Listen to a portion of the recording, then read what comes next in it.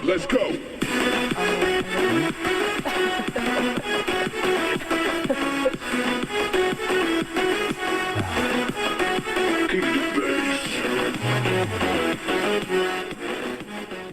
ጤና ይስጥልኝ እንደምን አድራችኋል ተመልካቾች። እንግዲህ ዛሬ ቀደም ሲል ላይ ጀመርንበት አጀማመር በራሱ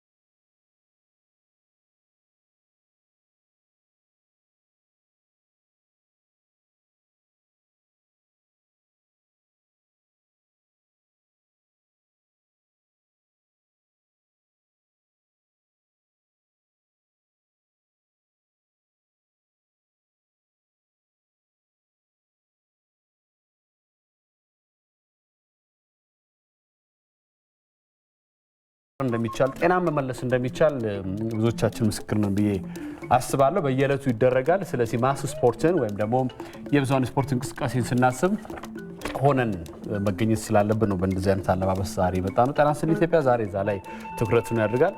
መቅደላዊት ደረጀና አንተነህ ደግፌ የዛሬን የጤና ስለ ኢትዮጵያን እያስተናገድን ቆይታ እናደርጋለን። ዳይሬክተራችን እንግዳይ መላው ስቱዲዮ ባለሙያ ከኛ ጋር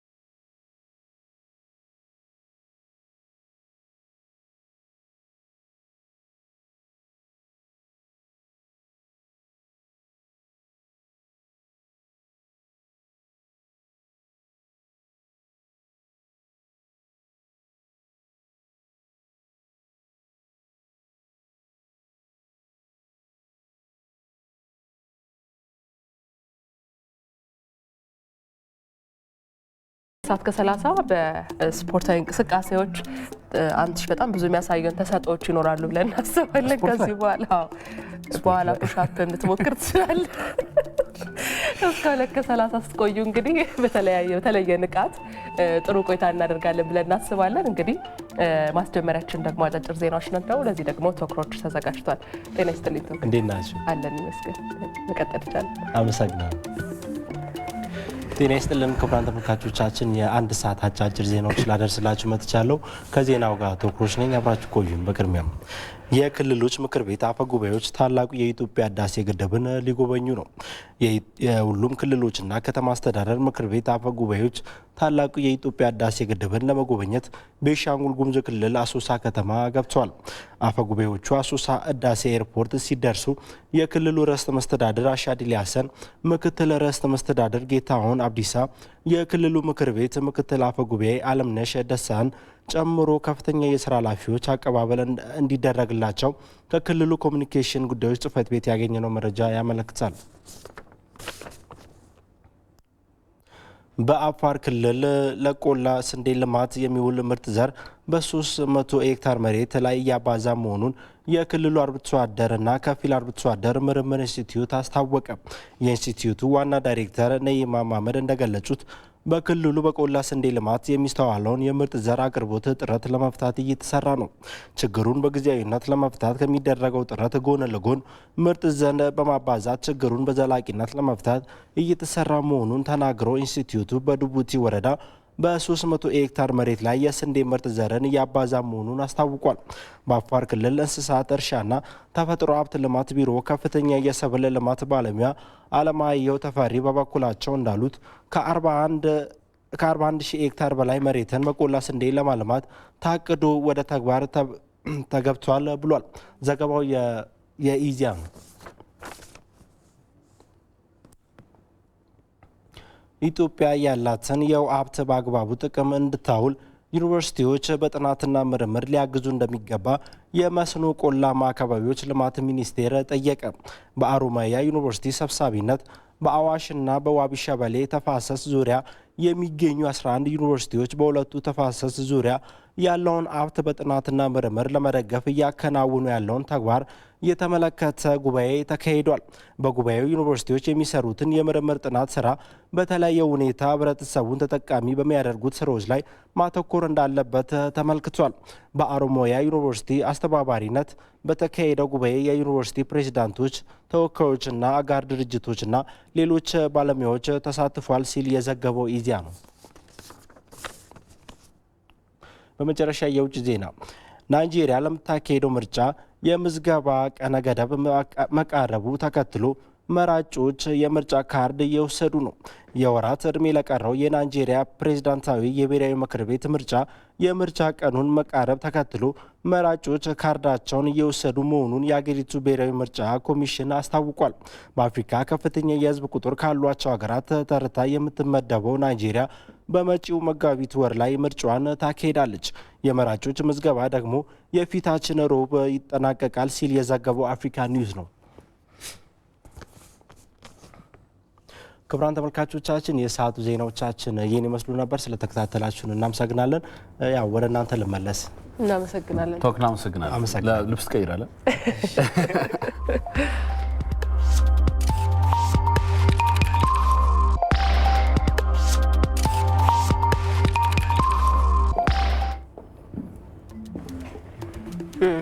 እስከ 2:30 አሁንም በሚኖሩን ቆይታዎች እንግዲህ የተለያዩ ጉዳዮችን እናነሳለን። በተለይ ደግሞ በማህበራዊ ትስስር ገጾች ላይ ምን ጉዳዮች ተነስተዋል፣ የትኞቹ መነጋገሪያ ነበሩ የሚለውን ጉዳይ እናነሳለን። በዋናነት ግን ደግሞ ዛሬ ያው የማስ ስፖርት ቀን ስለሆነ ብዙዎች የሚጋሩት በተለያዩ አካባቢዎች ላይ ስፖርታዊ እንቅስቃሴዎች ሲደረግ ሌሎች እንዲነቃቁ ሀሳብም ፎቶም የተለጠፈ በሶሻል ሚዲያው በተለይ ጥሩ መነጋገሪያ የሚሆን ጉዳይ ነው።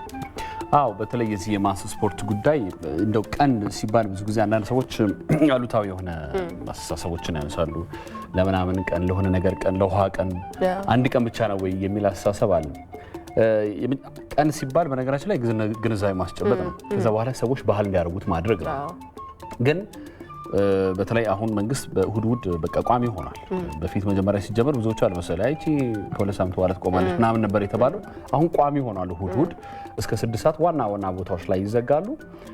አሁን ባህል እየሆነ መጣ። ሰዎች እስከ 6 ሰዓት ድረስ ልጆቻቸውን ይዘው ሳይክል ያስነዳሉ፣ እንቅስቃሴ ያደርጋሉ። እሱ ብቻ አይደለም፣ አካባቢም ለዛች ሰዓትም ቢሆን ከመኪና ጭስ ነፃ ሆኗል። ትንሽ ነፃ አየር ነገር የማግኘት ነገር አለ። ከዚህ ጋር ደግሞ ማስ ስፖርቶች ሲጨመሩበት በጣም ጥሩ ነው። ለምሳሌ ሂልተን ፊት ለፊት ጋር አይተሽ ከሆነ እንዲህ በግሩፕ እዛው ተዋውቀው ነው በእርግጠኝነት እዛ የሚሰሩ ሰዎች አሉ። ሂልተን ወይም ውጭ ጉዳይ አካባቢ ጋር አንድ ላይ ህብረት ፈጥረው የሆነች ሙቨብል የሆነች ስፒከር ይዘው የሚሰሩ አሉ።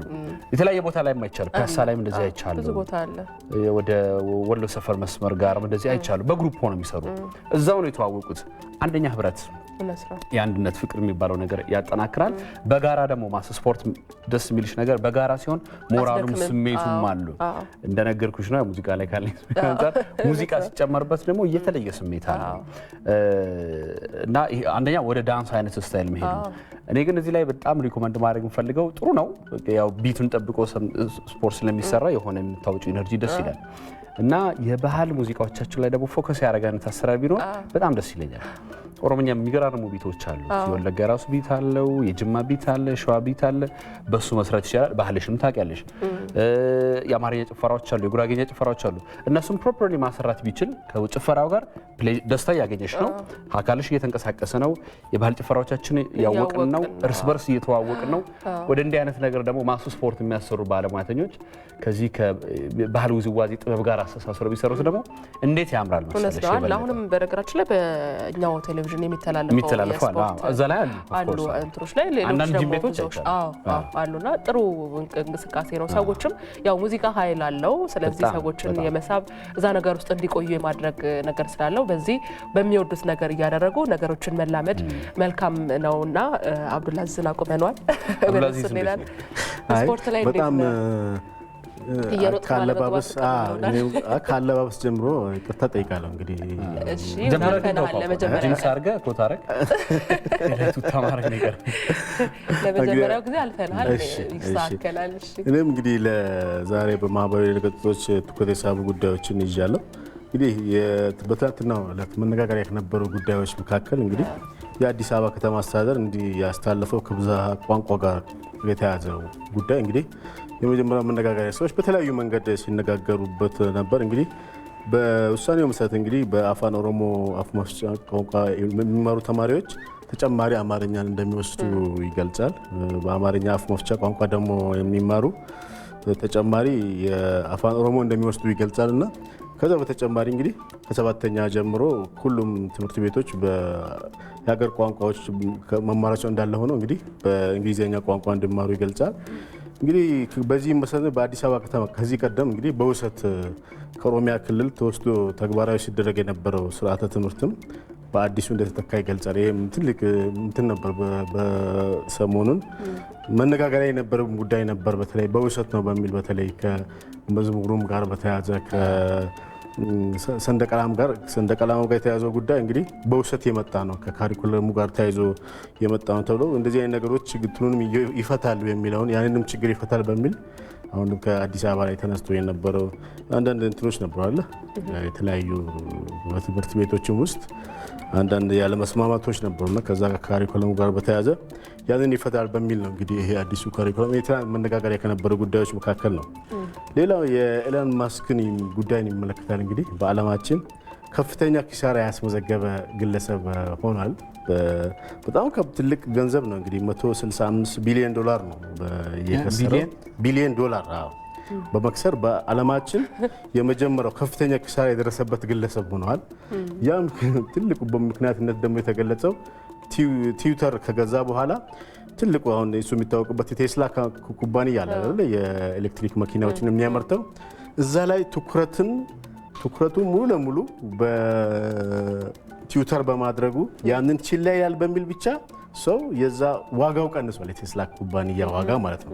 ትልቁ 65% እንትኑ ነው 65% ዋጋ ነው ያጣ ኩባንያና እንዴት አንዳንድ ውሳኔዎች ምን ያህል ወደ ችግር እንደሚያምሩ የሚያሳይ ነው።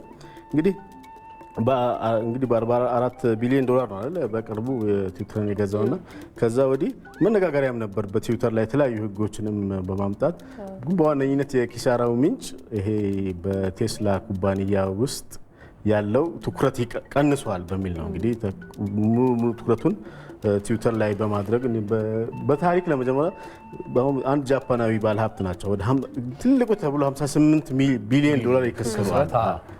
ይሄ የዛ 3 እጥፍ ማለት ነው ማለት ነው። እንደዚህ አይነትስ በጥቂት ጊዜ ውስጥ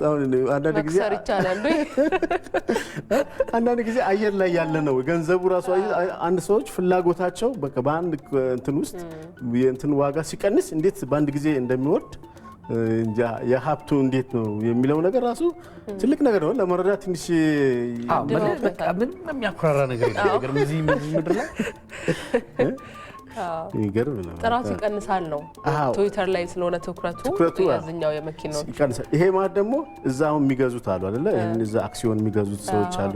አክሲዮኑ ዋጋ የመግዣ ዋጋ ይቀንሳል በአንድ ጊዜ። ለምሳሌ የመግዣ ዋጋ ፍላጎቶች ሰው እዛ የሚገዛው ሰው ፍላጎት ከቀነሰ ኦልሞስት የብዙ ሰዎች እንትን ስለሆነ ተጽዕኖ በጣም ከፍተኛ ነው። እንግዲህ ግን ይሄንን የማንሳራት ከዚህ በኋላ ደግሞ ይሄን ቴስላ ላይ ትኩረቱን ካደረገና እንደ ቀድሞ ከሰራ ሊያጋግም የሚችልበት እድልም እንዳለ ነው። ይሁን የሚጽናናው አይደል? ከባድ ነው። ሶብርቱ ነው ሶብርቱ ጥሩ ማጽናኛ ነው። ላይሰጥ የሚባል ነገር አለ። ባለፈውም ያው ቁጥር 1 ባለፈው ታህሳስ አካባቢ ቁጥር 1ነቱንም ተቀምጧል እንግዲህ በፈረንሳይ ባለሀብትና እናም ይሄም ምናልባት ችግር ነው የገጠመው። ግን ምናልባትም እሱ እኮ በአጭር ጊዜ ነው ሀብቱም እኮ በአጭር ጊዜ እንትን ነው የሚመጣው ሀብት አመጣጡም ነው ምናልባት በዛም መልሶ ሊያገግም የሚችልበት እድል ሊኖር ይችላል። እንግዲህ ይሄ መነጋገሪያ ከነበረ ጉዳይ ነው በዓለም እንትኖች ውስጥ።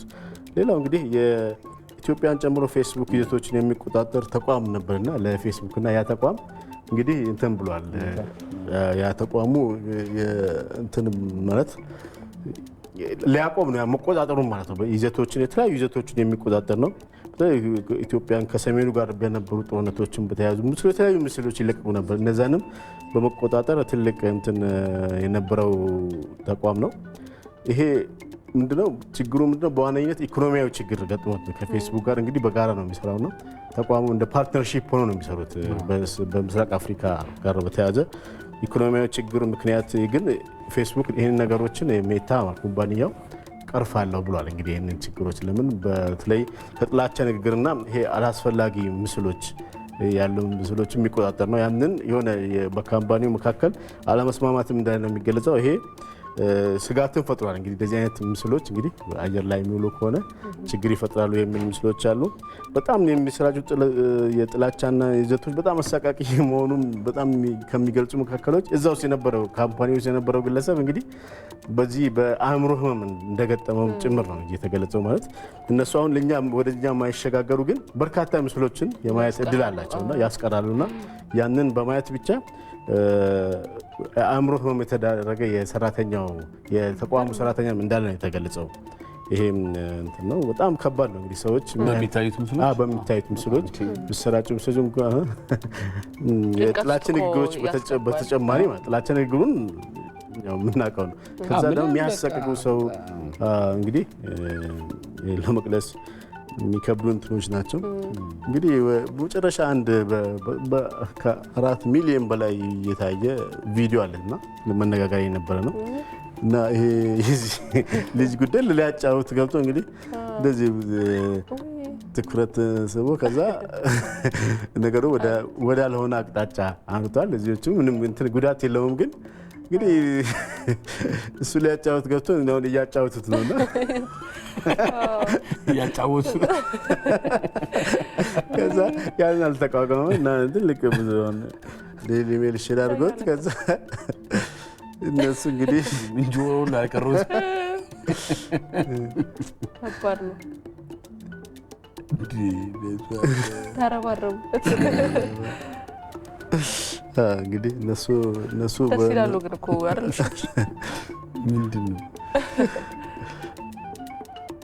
ግን የነከሱት የነከሱት የሆነ እኔ እንግዲህ ለዛሬ ያስኳቸው መረጃ እዚህ ላይ አጠናቅቄያለሁ። እሺ በጣም እናመሰግናለን። መልካም ቀን። ስፖርቱ ይቀጥላል እንግዲህ መሰለኝ ሌላ ጊዜ ተሳክረን እኛም እንመጣለን። እሁድ አለ ባይዘው እዚህ ጋር መንገድ እንሰራ እናመሰግናለን። እሺ አመሰግናለሁ።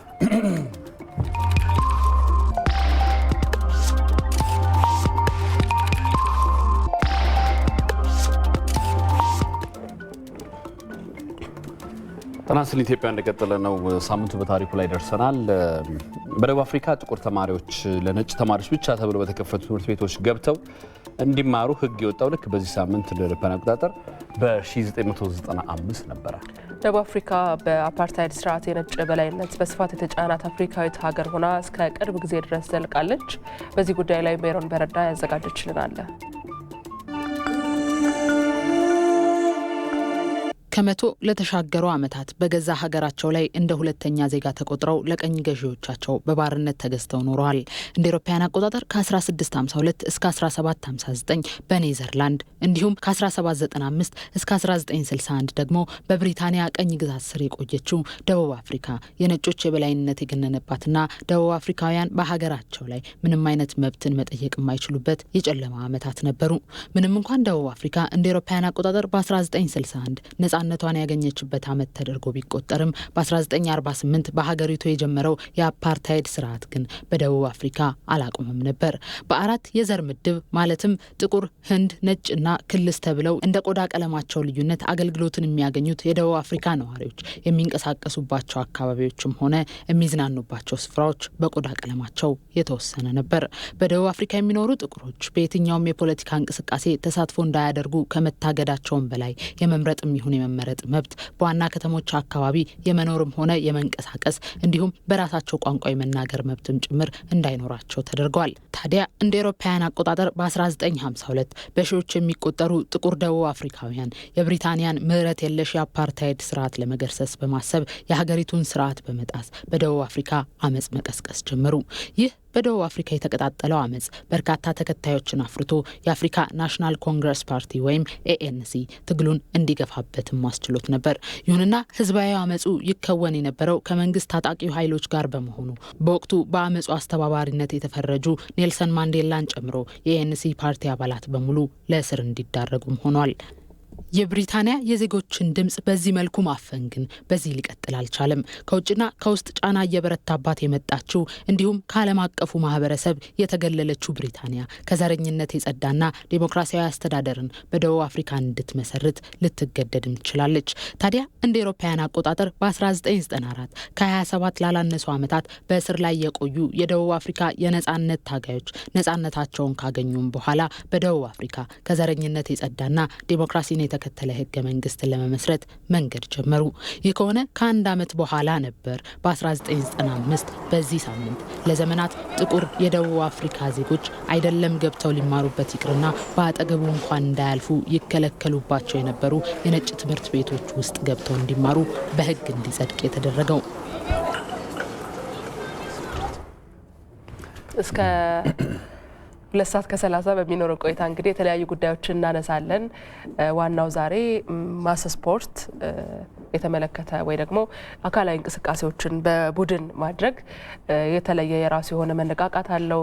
ቀደም ሲል አንትሽም ሲል እንደነበረው ልምዳችን ለማድረግም ከዛ ውስጥ እንዳንወጣም ጥሩ መነሳሳትን የሚፈጥረው ነው። ዛሬ ደግሞ ስፖርት ለሁሉ በሚል ንቅናቄ በተለያዩ የሀገራችን አካባቢዎች አዲስ አበባን ጨምሮ እንቅስቃሴዎች እየተደረጉ ናቸው። ባልደረቦቻችን በዚህ ጉዳይ ላይ ተዘጋጅተው ምን ጉዳዮች አሉ፣ ምንድነው እየተደረገ ያለው፣ ድባቡ ምን ይመስላል የሚለውን የሚነግሩን ነው የሚሆነው። አዎ እንግዲህ ቀደም ሲል የዚህ የማስ ስፖርት ጉዳይ በኋላ ባለሙያዎች መጥተው ይነግሩናል። ማስ ስፖርት ማለት ምንድነው፣ የትኛውን ያካትታል? ሩጫን ነው፣ እንደዚሁ ደግሞ ይሄ በአካል እንቅስቃሴ ዱብ ማለት ነው፣ ወክ ማድረግ ነው። እንደዚህ ሁሉም የራሱ ነገር አለው። እኔ ብዙም ዱብ ላይ ያለውበትም ሩጫ ላይ ያለውበትም፣ ግን በጣም ቱታ ለብሼ ረጅም ወክ ሄዳለሁ። በጣም ረጅም የሚባል ወክ ማለት ነው። በጣም ረጅም ወክ አድርጌ ቢያንስ በሳምንት 3 ቀን እንደዛ አይነት ነገር ወክ አደርጋለሁ። ወክ የማድረግ ነገር በቃ ጀስት እርምጃ ላይ ነው እና ሰው እንዴት ነሱ ነው ግዴታ ሁሉም ሰው ይሩጥ ላይ ይባል ይችላል። ግን በተለይ ኮሌስትሮል ሳምቲንግ እንደዚህ ያለባቸው ሰዎች ላይ ነው ሐኪሞች ራሱ ፊዚካል ነገር ነውና ረጅም ወክ ይሄን ያህል ደቂቃ ወክ ብለው ያዛሉ። ወክ ራሱ ማስ ስፖርት ውስጥ ሊካተት ይችላል ወይ? እንዴት ነው? ባለሙያ ያለ ይመስለኛል። በኋላ ላይ በደንብ በስፋት እናነሳዋለን። እንዲህ ያሉ ጉዳዮችን እያነሳን ነው። ሐዋሳና አዲስ አበባ ላይ ዛሬ የማስ ስፖርት ዴይን ወይም ቀን አስመልክቶ እያነሳን እንሄዳለን። በነገራችን ላይ ይህ የጤና ስለ ኢትዮጵያ የክብር አጋራችንና ስፖንሰራችን ኢትዮ ቴሌኮም ነው። ኢትዮ ቴሌኮም እንግዲህ 129 ዓመት ኢትዮጵያን ያገለገለ አፍሪካዊ ቴሌኮም ኦፕሬተር ነው። ኢትዮ ቴሌኮምን እጅግ አድርገን ነው የምናመሰግነው። ወደ ስፖርት ጉዳይ እናምራ። ደግነት መኩሪያው እዚህ ይገኛል። ደግነት እንዴት ነው? እንዴት አደራችሁ?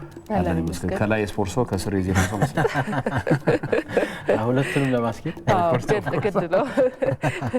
እሺ ቀጥል።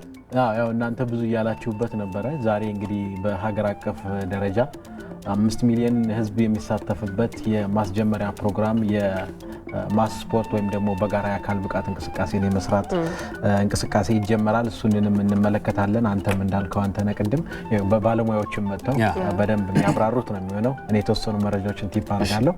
የቻን አፍሪካ ውድድር ዛሬ በአልጄሪያ በይፋ ይጀመራል። ኢትዮጵያ ነገ የመጀመሪያ ውድድሯን ታደርጋለች።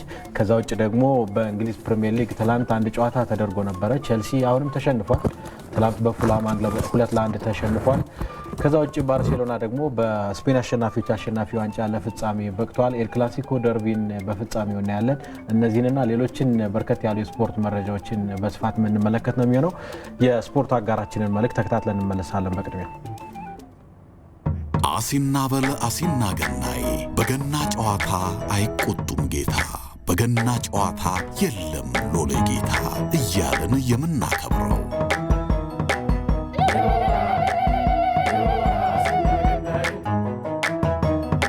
በእያንዳንዱ እርምጃ ውስጥ ኅብረታችን ደምቆ የሚታይበት፣ ክራችን ሲጠለፍ ጥበብ የምናይበት ስጦታ ሁሌም በኅብረታችን አለ። ትውፊታችንን የምናስቀጥልበት፣ እምነታችን የሚጠነክርበት ኅብር በእያንዳንዱ ድርጊታችን ተሰፍቷል።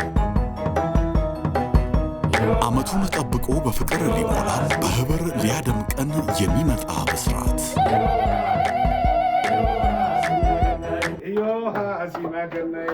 እንኳን ለጌታችን ለመድኃኒታችን ለኢየሱስ ክርስቶስ ብርሃነ ልደት በሰላም አደረሳችሁ። ኅብረት ባንክ፣ በኅብረት እንደግ።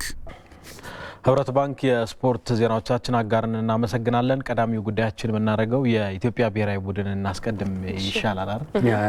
ዋሊያዎቹ ነገ እንግዲህ የቻን አፍሪካ ውድድር በአልጄሪያ አስተናጋጅነት ውድድሩ ዛሬ ይጀመራል። ነገ ነው የመጀመሪያ ጨዋታቸውን ከሞዛምቢክ ጋር በማድረግ ውድድራቸው የሚጀምሩት። እንግዲህ ውድድሩ ዛሬ ሲጀመር ዋሊያዎቹ ትላንት የመጀመሪያ ልምምዳቸውን ትላንት ምሽት ላይ በአልጄሪያ ከደረሱ በኋላ በአልጀርስ የመጀመሪያ ልምምዳቸውን ትላንት ሰርተዋል። ኔልሰን ማንዴላ ስታዲየም ለውድድሩ ዝግጁ መሆኑን ትላንት ምስሉ ላይ እንደምንመለከተው እንግዲህ በርችት ስነ ስርዓት በድምቀት ተከፍቶ ዋሊያዎችም እዛ አካባቢ የሚገኝ የልምድ ቦታ ላይ ትላንት የመጀመሪያ ልምዳቸውን አልጀሪስ ላይ ሰርተዋል። የኢትዮጵያ እግር ኳስ ፌዴሬሽን ፕሬዚዳንት አቶ ኢሳያስ ጅራም የዋሊያዎቹን ልምምድ በቦታው ተገኝተው ተመልክተዋል። እንግዲህ ዋሊያዎቹ ነገ ከሞዛምቢክ ብሔራዊ ቡድን ጋር የመጀመሪያ የምድብ ጨዋታቸውን በማድረግ ነገ ኔልሰን ማንዴላ ስታዲየም ላይ ከቀኑ 10 ሰዓት ላይ ነገ የመጀመሪያ ጨዋታቸውን የሚያደርጉ ይሆናል። ከዚህ ቀደም 2014 እና 2016 ላይ በነበረው የቻን አፍሪካ ውድድር የኢትዮጵያ ብሔራዊ ቡድን ተሳታፊ መሆኑ ይታወሳል። አሁን ለ7ኛ ጊዜ በሚደረገው የቻን አፍሪካ ውድድር ለ3ኛ ጊዜ ዋሊያዎቹ የሚሳተፉ ነው የሚሆነው። ሞሮኮ በዚህ ውድድር ላይ እንደማትሳተፍ ራሷን እንደምታገል አረጋግጣለች። ባለቀ ሰዓት ትላንት ነው ይፋ ያደረገችው። የውድድሩ ሻምፒዮን ናት ሞሮኮ። ለምን እንዳልከው ሞሮኮና አልጄሪያ ፖለቲካሊ የራሳቸው አለመግባባቶች ነበሩ። ስለዚህ ከሞሮኮ ወደ አልጄሪያ ቀጥታ በረራ አልጄሪያ ትከለክላለች እና የቀጥታ በረራ የማይፈቀድልኝ ከሆነ ብሔራዊ ቡድኑ መጉላላት የለበትም፣ ከሞሮኮ ራባት ተነስቶ ቀጥታ አልጄሪያ ኮንስታንቲን መግባት አለበት የሚል ጥያቄ ነበራት ሞሮኮ። አልጄሪያ ግን ይህንን በበጎ አልተቀበለችውም እና በረራውን ከልክላለች። ስለዚህ ያንን የማይመቻችልኝ ከሆነ ከውድድሩ ራሴን አገላለሁ ብላ ነበር ሞሮኮ። ያንን ተከትሎ እንግዲህ ምላሽ አልተሰጣትም፣ አልጄሪያ ከልክላለች። ስለዚህ ትላንት በውድድሩ እንደማትሳተፍ አረጋግጣለች ሞሮኮ እና 2 ጊዜ ሻምፒዮን በመሆን ውጤታማ ሀገር ነች ሞሮኮ። የውድድሩም የወቅቱም ሻምፒዮን ናትና እንደማትሳተፍ አረጋግጣለች። እንግዲህ ዛሬ ውድድሩ ሲጀመር ምሽት 4 ሰዓት ላይ አልጄሪያ የውድድሩ አስተናጋጅ አልጄሪያ ከሊቢያ ጋር ምሽት 4 ሰዓት ላይ የኔልሰን ማንዴላ ስታዲየም ላይ ጨዋታቸውን በማድረግ የሚጀምሩ ነው የሚሆነው። ቀደም ብለን ወደ አነሳ ነው ማስ ስፖርት ወይም ደግሞ በጋራ የአካል ብቃት እንቅስቃሴ መስራት ወደሚባለው መረጃችን እንለፍና ዛሬ እንግዲህ ከደቂቃዎች በኋላ 1 ሰዓት ተኩል ላይ ጀምሯል። በመላ ሀገሪቱ እየተደረገ ነው የሚገኘው። በመላ ሀገሪቱ የ1 ሰዓት የአካል ብቃት እንቅስቃሴ ለሚሊዮኖች በሚል መሪ ቃል ነው እንግዲህ ዛሬ በሀገር አቀፍ ደረጃ ይህንን የአካል ብቃት እንቅስቃሴን በጋራ የመስራት የማስጀመር ፕሮግራም የሚደረገው። የኢፌዴሪ ባህልና ስፖርት ሚኒስቴር እንግዲህ እንደዚህ አይነት የአካል ብቃት እንቅስቃሴ በጋራ ሆኖ ዛሬ በሀገር አቀፍ ደረጃ በተመረጡ በሁሉም ክልሎች በተመረጡ ቦታዎች ከረፋዱ 1 ሰዓት ተኩል ጀምሮ እስከ 2 ሰዓት ተኩል 1 ሰዓት የሚቆይ በርካታ ሕዝብ የሚሳተፍበት የአካል ብቃት እንቅስቃሴ ዛሬ እንደ ሀገር ይጀመራል። ያው ስፖርትን የአካል ብቃት እንቅስቃሴን በጋራ ሆኖ መስራት ብዙ ጥቅሞች አሉት።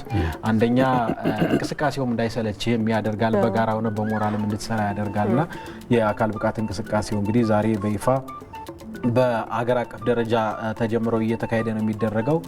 አምባሳደር መስፍን ቸርነት ትላንት ለኢትዮጵያ ቴሌቪዥን በቀጥታ ከባህር ዳር ስቱዲዮ ገብተው መረጃ ሰጥተውን ነበርና በአንድ ዓመት ውስጥ ከአሁኑ ጀምሮ ከዛሬ ጀምሮ እንግዲህ በአንድ ዓመት ውስጥ ወደ 24 ሚሊዮን የሚደርሱ ዜጎች በአንድ ዓመት ውስጥ በዚህ በአካል ብቃት እንቅስቃሴ እንዲሳተፉ ማንኛውም ሰው የአካል ብቃት እንቅስቃሴን ባህሉ እንዲያደርገው ራሱን ከበሽታ ለመከላከል ዘና ብሎ ንቁ ነቃ ብሎ ወደ ስራም እንዲገባ የአካል ብቃት እንቅስቃሴ ትልቅ አስተዋጽኦ እንዳለው ይጠበቃልና ዛሬ እንግዲህ በሀገር አቀፍ ደረጃ ይህ የማስ ስፖርት ወይም ደግሞ የአካል ብቃት እንቅስቃሴ ተጀምሮ በቀጣይም ተጠናክሮ እንደሚቀጥል ነው አምባሳደር መስፍን ቸርነት ትላንት በቀጥታ መስመራችን ገብተው መረጃውን ያደረሱን። እንግዲህ ዛሬ ኦልሬዲ ተጀምሯል። እስከ 2 ሰዓት ተኩል የሚቆይ ነው የሚሆነው። ወደ ውጭ ስፖርታዊ መረጃዎቻችን እንለፍና የእንግሊዝ ፕሪሚየር ሊግ ነው የምናገኘው። የእንግሊዝ ፕሪሚየር ሊግ ትላንት አንድ ጨዋታ ተደርጎ ነበረ። በምዕራብ ለንደን ደርቢ ክራቨን ኮቴጅ ላይ ፉልሃም ከቼልሲ ያደረጉት ጨዋታ በፉልሃም 1-0 አሸናፊነት ተጠናቋል። አሰልጣኝ ግራም ፖተር አዲሱ የቼልሲ አሰልጣኝ በውጤት ማጣት ቀውስ ውስጥ ነው የሚገኙት። ትላንት 2-1 ሲሸነፉ ዊሊያን የቀድሞ የቼልሲ ተጫዋች ቼልሲ ላይ ግብ አስቆጥሯል። ከዛ በኋላ ደግሞ ተከላካዩ ካሊዱ ኩሊባሊ ለቼልሲ ግብ አስቆጥሮ አንዳቻ መሆን ችለው ነበረ። ቪኒሺየስ 73ኛው ደቂቃ ላይ ለፉልሃም ግብ አስቆጥሮ እንግዲህ ጨዋታው በፉልሃም 2-1 አሸናፊነት ተጠናቋል። ሌላኛው በጣም አስገራሚውና አስደናቂው መረጃ ጆዋ ፌሊክስ ረቡ ነበረ ከአትሌቲኮ ማድሪድ ወደ ቼልሲ የተዛወረውና ግብ ለማስቆጠር ሲቸገሩ እንደነበር ቼልሲዎች ይታወሳልና ሁነኛ አጥቂ አጥተው በጥር የዝውውር መስኮት ጆዋ ፌሊክስ ከምስሉ ላይ እንደምንመለከተው ትላንት ረቡ ቼልሲ ደርሶ ትላንት የመጀመሪያ ጨዋታውን አድርጎ ነበርና በቀይ ካርድ ትላንት ከሜዳ ወጥቷል። ኬኒ ቴቴ ላይ ጥፋት ሰርቶ በቀይ ካርድ 58ኛው ደቂቃ ላይ በቀይ ካርድ መውጣቱ ቼልሲን ደግሞ የበለጠ ዋጋ ያስከፈለ ይመስለኛል። ግብ ለማስቆጠር የተቸገረው ቼልሲ አዲስ አጥቂ ቢያመጣም ጆዋ ፌሊክስ ትላንት በትላንቱ ጨዋታ በቀይ ካርድ ከሜዳ ወጥቷል። የምዕራብ ለንደን ደርቢ ጨዋታ እንደመሆኑ መጠን ውጥረት የበዛበትና ፉክክሩ የበለጠ የታየበት ጨዋታ ነበረ። ቼልሲ ትላንት ሲሸነፍ ቼልሲ እንግዲህ ካለፉት 10 ጨዋታዎች ካደረጋቸው 10 ጨዋታዎች በ7ቱ ተሸንፏል። 2 ጊዜ አቻ ተለያይቶ አንድ ብቻ ነው ያሸነፈውና አሰልጣኝ ግራም ፖተር በቼልሲ ቆይታቸው የሚያጠራጥር ይመስላል። ዛሬ አንድ ጨዋታ ይደረጋል። አስቶን ቪላ ከሊድስ ዩናይትድ ምሽት 5 ሰዓት ላይ ጨዋታቸውን ያደርጋሉ። ነገ በርከት ያሉ የእንግሊዝ ፕሪሚየር ሊግ ጨዋታዎች ይደረጋሉ። ተጠባቂው ጨዋታ ግን ነገ ቀን 9 ሰዓት ከ30 ኦልትራፎርድ ላይ በማንቸስተር ደርቢ ማንቸስተር ዩናይትድ ከማንቸስተር ሲቲ የሚያደርጉት ጨዋታ የሚጠበቅ ነው የሚሆነው።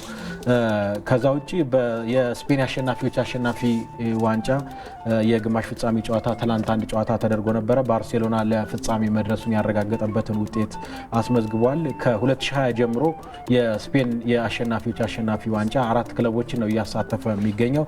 ትላንት ሪያል ቤቲስ ከባርሴሎና ያደረጉት ጨዋታ 2-አቻ በ120 ደቂቃዎች 2-አቻ ተጠናቆ በመለያ ምት ባርሴሎና 4-2 አሸንፎ ለፍጻሜ መድረሱን አረጋግጧል። ናቢል ፈኪር ለሪያል ቤቲስ፣ ሮበርት ሌቫንዶቭስኪ ደግሞ ለባርሴሎና በ90 ደቂቃ ግብ አስቆጠሩ። አንሱ ፋቲ ለባርሴሎና 2-1 ማድረግ ችሎ ነበር በተጨማሪ 30 ደቂቃ። ሞሮን ግን ለቤቲስ 2-አቻ አድርጎ በመለያ ምት እንግዲህ ባርሴሎና አሸንፎ የፊታችን እሁድ ሳውዲ አረቢያ ላይ ነው በነገራችን ላይ እየተደረገ የሚገኘው የስፔን አሸናፊዎች አሸናፊ ዋንጫ። የፊታችን እሁድ እንግዲህ ኤል ክላሲኮ ደርቢ ሪያል ማድሪድ ከባርሴሎና በስፔን አሸናፊዎች አሸናፊ ዋንጫ የሚያደርጉት ጨዋታ የሚጠበቅ ነው የሚሆነው። ሌላኛው መረጃችን በጣሊያን ዋንጫ ትላንት 2 ጨዋታዎች ተደርገው ነበረ። ሮማና ፊዮሬንቲና ተጋጣሚዎቻቸውን አሸንፈው እንግዲህ ወደ ቀጣዩ ዙር ማለፋቸውን አረጋግጠዋል። ሮማ ጂኖዋን 1-0 ሲያሸንፍ ፓውሎ ዲባላ ብቸኛዋን የማሸነፊያ ግብ አስቆጥሯል። ፊዮሬንቲናም ሳምፕዶሪያን በባራክ ግብ 1-0 አሸንፏል። የመጨረሻው መረጃችን የሚሆነው የጣሊያን ሴሪያ ዛሬ ምሽት አንድ ተጠባቂ ጨዋታ ያካሂዳል። ናፖሊና ዩቬንቱስ የሚያደርጉት ጨዋታ የሚጠበቅ ነው የሚሆነው። ናፖሊ የሊጉ መሪ ነው። ዩቬንቱስ ደግሞ 8 ተከታታይ ጨዋታዎችን አሸንፎ በ7 ነጥቦች ሁለተኛ ሆኖ ነው እየተከተለ የሚገኘውና ዛሬ ምሽት እንግዲህ ናፖሊ ከዩቬንቱስ የሚያደርጉት ጨዋታ ስታዲዮ ማራዶና ስታዲየም ላይ ምሽት 4:45 የሚያደርጉት ጨዋታ ተጠባቂ ነው የሚሆነው። ለማለዳ የተዘጋጁት የጤና ይስጥልኝ የስፖርት መረጃዎቻችን ይህን የሚመስሉት። እናመሰግናለን። ደግነት እናመሰግናለን።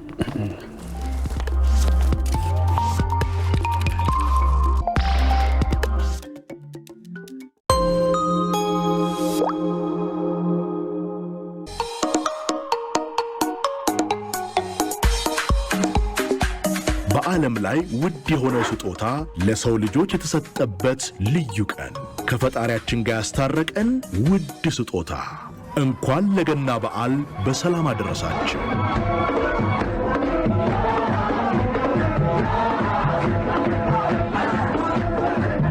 የገናን በዓል በእርቅ የበደለን ይቅር በማለት እንዲያሳልፉ እየተመኘን ሲጓዙ ልንከተሎ፣ ሲያጡ ልንተካሎ፣ ሲደክሙ ልንደግፎ፣ በሐዘኖ ልንደርስሎ በዘመን የካበተ ልምዳችንን በፋይናንስ የደረጃ አቅማችንን ይዘን ምንጊዜም ከርሶ ጎን በዓሉን በቤተሰቦ መካከል ሆነው በወዳጅ ዘመድ ተከበው ከቁጥር ሳይጎሉ በሥራው ስኬታማ ሆነው በሰላም በፍቅርና በኅብረት ማሳለፍ ታላቅ ደስታን ይሰጣል። መልካም የገና በዓል። አስተማማኝ አጋሮ የኢትዮጵያ መድን ድርጅት። እዚህ በዓል ልትሰጡት የምትችሉት የከበረ ስጦታ ሕይወት ነው። ለበዓሉ ደም በመለገስ ልዩነት እንፍጠር። እናንተ ጤናማ ሆናችሁ ደም በመለገሳችሁ የሚሰማችሁን እርካታና ደስታ አስቡት። አብረን ብዙዎቹን ማትረፍ እንችላለን። እንኳን አደረሳችሁ። ጥር 6 ቅዳሜ ከጠዋቱ 2 ሰዓት ጀምሮ ሜክሲኮ አደባባይ፣ መገናኛ አደባባይ፣ መርካቶ ምዕራብ ሆቴል ስቴዲየም የሚገኘው የኢትዮጵያ ቀይ መስቀል ማህበር ቅጥር ግቢ ውስጥና ጎማ ቁጠባ ጤና ሚኒስቴር ግቢ እንገናኝ። የኢትዮጵያ ብሔራዊ ደም ባንክ አገልግሎት። ገና ታላቅ ገጸ በረከት፣ ልደቱ ራሱ ስጦታ፣ ለአባብዬ ጋቢ ለማምዬ ሽልም ኩታ። ፍቅርና መተሳሰባችን ይደንቃል፣ ወግና ባህላችን ይደምቃል። አሲና ገናይ ለበዓል ስጦታ ገንዘብ ቢላክሎት ወዲያው በእጅ ስልኮት። የበዓል ገበያው ደርቷል፣ ገንዘብ በቦርሳ ቀርቷል። ሲገበያዩ ድንገት ገንዘብ ቢጎሎት ቴሌብር እንደ ኪስ ያለሎት። በቴሌብር ግብይቱ ሰመረ፣ የበዓል ድባቡ አማረ።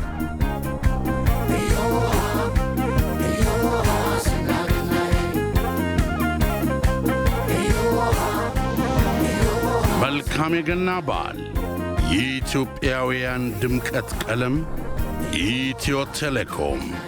በገና ጨዋታ ጠንካራ ጎበዙ ቡድኑን ሊያስከብር ሲዘጋጅ በብዙ ሰልፉን አሳምሮ በጨዋታው ሜዳ በብርቱ ጥረቱ ተጫውቶ ሊረታ ሽመሉም በሚችሉት እጆች ውስጥ ሲውል ሩሯን ከግብ ሊያዋውል የካበተ ልምድ ጥበብ ይጠይቃል ጨዋታው። እንደ ልደት በዓል ሁሉ ተስፋን በልብ እየሞሉ በርትቶ መስራቱ ጎበዝ ከጎበዙ የድል ስጦታ ሁሉም እንዲጋሩ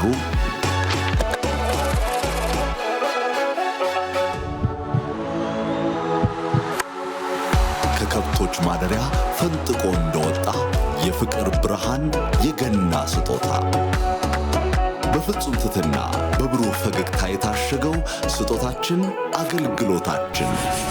እንኳን ለኢየሱስ ክርስቶስ የልደት በዓል በሰላም አደረሳችሁ።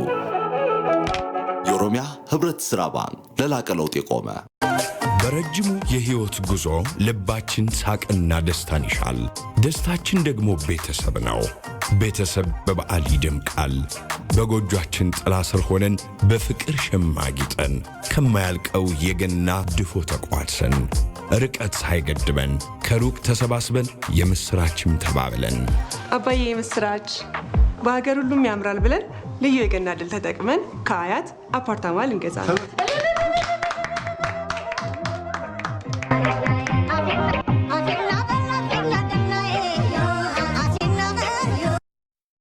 እንደ ድፎ ተቆርሶ የማያልቀው የአያት የገና ልዩ ዕድል በቤቶቹ ላይ እስከ 35% በሱቆቹ ደግሞ እስከ 30% ቅናሽ በማድረግ በዓሉን እጥፍ ድርብ አድርጎታል። ይጎብኙን፣ ይደውሉልን። የአያት እጅ መንሻ መስተነካና አለገና። መልካም የገና በዓል። አያት ዞሮ መግቢያዬ።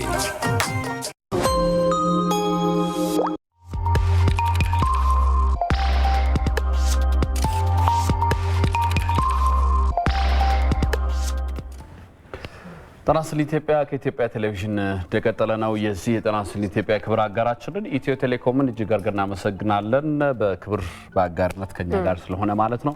ዛሬ የማስ ስፖርት ቀን የብዙሃን ስፖርት ቀን ወይ በጋራ ስፖርት የመስራት ብሎታል ቅድም ደግነት። ለማንኛውም ያው በተረዳነው መንገድ እንተረጉማለን። በአገር አቀፍ ደረጃ በመላው አገር ላይ እየተከበረ ይገኛል። አዲስ አበባ ላይ፣ ሐዋሳ ላይ ባልደረቦቻችን እንግዲህ ያሉትን መረጃዎች ሊነግሩን ይገኛሉ። ሚካኤል ከሐዋሳ፣ አዲስ ከአዲስ አበባ ነው የሚገኙት። እንግዳም እዚህ ጋብዘናል። ድባቡ ምን ይመስላል የሚለውን አጠር አድርገው ይነግሩናል። ባልደረቦቻችን እንደምን አድራችኋል?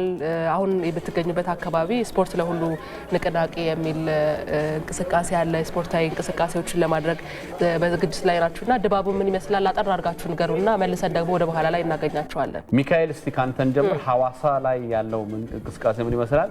ትንሽ መረጃ ብቻ ሰጠት ታርገህን በኋላ ላይ ከዛ እንመለሳለን። ሚካኤል የት ነው ያለው?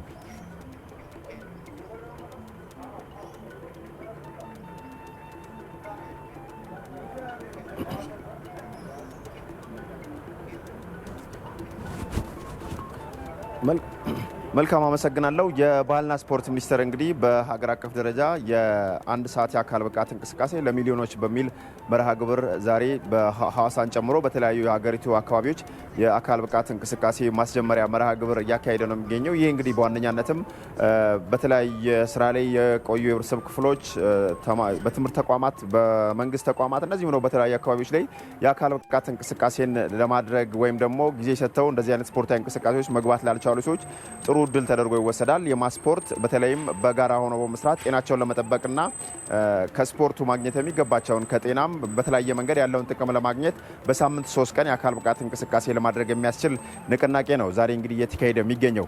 በዚህ በሐዋሳም እዚህ አሁን በምንገኝበት ስፍራም የተለያዩ የከተማ ነዋሪዎች ተገኝተው ይህን ንቅናቄ ማስጀመሪያ መርሃ ግብር ላይ ተሳትፎ አድርገዋል። በዚህ ጉዳይ ላይ ተጨማሪ ሀሳብ እንዲሰጡን በባህልና ስፖርት ሚኒስቴር የውድድር ስፖርቶች ዴስክ ኃላፊ አቶ ዳንኤል ዳርጌ እዚህ አጠገቤ ይገኛሉ። አመሰግናለሁ አቶ ዳንኤል። እንግዲህ እንደነዚህ አይነት የማስፖርቶች ወይም ደግሞ የአካል ብቃት እንቅስቃሴዎች እንደው በአጠቃላይ ለማህበራዊ ለሰዎች ያላቸውን ወይም ደግሞ በአጠቃላይ የሚኖረው ድርሻ እንዴት መግለጽ ይቻላል? ጥሩ። ያው የኢፌዴሪ ባህልና ስፖርት ሚኒስቴር የዛሬውን የንቅናቄ ፕሮግራም ሲጀምር ህብረተሰቡ በሚኖርበት በሚሰራበትና በሚማርበት አካባቢ የአካል ብቃት እንቅስቃሴ ቢያንስ በሳምንት 3 ቀን ለአንድ ሰዓት ያህል እንቅስቃሴ በማድረግ ጤናውን እንዲጠብቅ ከተላላፊ በሽታዎች ወይም ተላላፊ ካልሆኑ በሽታዎች ራሱን እንዲጠብቅ የንቅናቄ ፕሮግራም ነው ዛሬ እየተጀመረ ያለው። በዚህ ፕሮግራም ዛሬ ተጀምሮ ዛሬ የሚያልቅ ሳይሆን ከዛሬ ጀምሮ ተከታታይ አመታት ወይም ሰዎች በስራ ቦታቸው ላይ በሚማሩበት ቦታ ላይ በሚሰሩበት ቦታ ላይ ፋብሪካ ላይ ወታደሮችን ባሉበት ቦታ ላይ እንቅስቃሴዎችን በማድረግ ጤናቸውን እንዲጠብቁ ለማስቻል የተደረገ የንቅናቄ ማስጀመሪያ ፕሮግራም ነው። ይህ ፕሮግራም ዛሬ እንዳያችሁት በሁሉም ትምህርት ቤቶች ሐዋሳ ከተማ ውስጥ ባሉ ትምህርት ቤቶች ላይ በመስሪያ ቤቶች ላይ አሁን ይሄ አንዱ መስሪያ ቤት ነው አሁን የምንገኝበት ቦታና በእነዚህ ቦታዎች ላይ በርካታ ህዝብ በርካታ ማህበረሰብ እንቅስቃሴ እያደረገ ነው። ይህ እንቅስቃሴ ልምድ ሆኖ በአንድ ጊዜ ተጀምሮ የሚያቆም ሳይሆን ልምድ ሆኖ በመላው ሀገሪቱ እንዲካሄድ ይጠበቃል። በተጨማሪም በዛሬው ቀን በሐዋሳ ብቻ ሳይሆን ዲላ፣ እየተካሄደ ነው። እዚሁ ደቡብ ውስጥ ወላይታ ላይ እየተካሄደ ነው። ድሬዳዋ ላይ እየተካሄደ ነው። ጎንደር እየተካሄደ ነው። ባህር ዳር፣ አዳማ፣ አዲስ አበባ እነዚህ እንቅስቃሴዎች እንዲለመዱ የሚኒስቴር መስሪያ ቤቱ ከፍተኛ ስራ እየሰራ ነው ያለው። እንደው እንደነዚህ አይነት የማስፖርቶች እንግዲህ ሰዎች ጊዜ ሰጥተው ስፖርት የማይሰሩ ሰዎችን በማካተት በተለያዩ የስራ ጊዜያቸውን በስራ ላይ የሚያሳልፉ የህብረተሰብ ክፍሎች እንደነዚህ አይነት የማስፖርት ውስጥ መካተት ለጤና እንደው በአጠቃላይ በሰዎች ህይወት ላይ እንደነዚህ አይነት ስፖርታዊ እንቅስቃሴዎች የሚኖረውን ፋይዳ እንዴት መግለጽ ይቻላል? ትልቅ ፋይዳ አለው። ሰዎች ቁጭ ብለው ይውላሉ። ቢሮ ውስጥ የሚሰሩበት ቦታ ላይ ከባድ ስራ አለ፣ ቀላል ስራ አለ። በዚህ እንቅስቃሴ ውስጥ እየደከሙ ውለው ሄደው መኝታ ላይ ነው የሚያርፉ። በዚህ ሰዓት በርካታ ጉዳቶች ሊደርሱ ይችላሉ። ምንድነው እነዚህ የንቅናቄ ፕሮግራሞች ቢያንስ በቀን ውስጥ የተወሰነ ሰዓት ወክ በማድረግ የግድ ጂምናዚየም ገብቶ መንቀሳቀስ ሳይሆን ኦፕን ኤር ላይ እንቅስቃሴዎችን በማድረግ ጤናቸውን መጠበቅ ይችላሉ። ስለዚህ ሰዎች ከተላላፊ በሽታዎች ራሳቸውን ለመከላከል የተለያዩ ተላላፊ በሽታዎች አሉ። ስኳር፣ ደም ግፊት፣ አሁን ሰምተናቸው ማናቃታቸው በርካታ የበሽታ አይነቶች አሉ። ስለዚህ መከላከል ላይ አተኩረን በስፖርት ፕሮግራሞች በመሳተፍ እንቅስቃሴ በማድረግ ጤናቸውን መጠበቅ ይችላሉ። ስለዚህ ፋይዳው በጣም የጎላ ነው። ሁሉም ሰው ተማሪውን በሚማርበት ቦታ ቢሰራ፣ ህብረተሰቡን በሚኖርበት አካባቢ ተደራጅቶ ቢሰራ ኦፕን ኤር ላይ ኤኒ ግሪን ኤሪያ ላይ መስራት ይቻላል። ሰራተኛው ደግሞ ፋብሪካም ውስጥ ያለው ፋብሪካ ውስጥ፣ ቢሮም ውስጥ ያለው ቢሮ አካባቢ ስራ ከመጀመሩ በፊት የተወሰኑ እንቅስቃሴ አድርጎ ወደ ስራ ቢገባ ንቁ ሊሆን ይችላል፣ ጤናማ ሊሆን ይችላል፣ የሚሰራው ስራ በብቃት ሊወጣ ይችላል። ስለዚህ የአካል ብቃት እንቅስቃሴ ጥቅሙ እጅግ ከፍተኛ ነው። ዛሬ ዓለማችን የአካል ብቃት እንቅስቃሴ በማድረግ ብዙ ለውጦችን ያመጡ ሀገሮች አሉ። የእኛም ሀገር ከዚህ አንዱ እንዲሆን ጥረት እየተደረገ ነው ያለው። በጣም አመሰግናለሁ ተዳኒ። መልካም እንግዲህ በዚህ በሐዋሳ በነበረው የማስጀመሪያ ንቅናቄ መድረክ ላይም እዚህ እንግዲህ የተለያዩ የከተማ ነዋሪዎች ተገኝተው የአካል ብቃት እንቅስቃሴ አድርገዋል። እንግዲህ በዋነኛነት የባህልና ስፖርት ሚኒስቴር ይህን እንደዚህ አይነት የአካል ብቃት እንቅስቃሴን ተዘውታሪና ልምድ እንዲሆን በማድረግ በተለይም ዜጎች በስራ ምክንያት እንቅስቃሴ ማድረግ የማይችሉ ሰዎች ወይም ደግሞ ለስፖርት ትኩረት የማይሰጡ ሰዎች ወደ እነዚህ አይነት የአካል ብቃት እንቅስቃሴ እንዲመጡና በተለይም ተላላፊ ያልሆኑ በሽታዎች የሰዎች የጤና ጉዳት በዓለም አቀፍ ደረጃ መሆናቸው ይታወቃልና ይህንን በመከላከል ረገድ ሰዎች ራሳቸውን እንዲጠብቁ እንደዚሁም ደግሞ ይሄኛው የስፖርት ማህበራዊ መሰረት እንዲኖረው ለማስቻል የሚያስችል ንቅናቄ ነው። እንግዲህ ለአሁን ያለኝ መረጃ ይህን ይመስላል። ሚካኤል እናመሰግናለን። አሁን ደግሞ ወደዚሁ ወደ አዲስ አበባ እንመጣና የተለያዩ ስፖርታዊ እንቅስቃሴዎች እየተደረጉ ናቸው የሚገኙት። አዲስ አበባ የሚገኘው የት እንዳለ ይነግረንና አዲስ የሸዋስ የስፖርት ክፍል ባልደረባችን የሚገኝበትን ይነግረናል። ምን አይነት ድባብ አለ? አዲስ መቀጠል ትችላለን።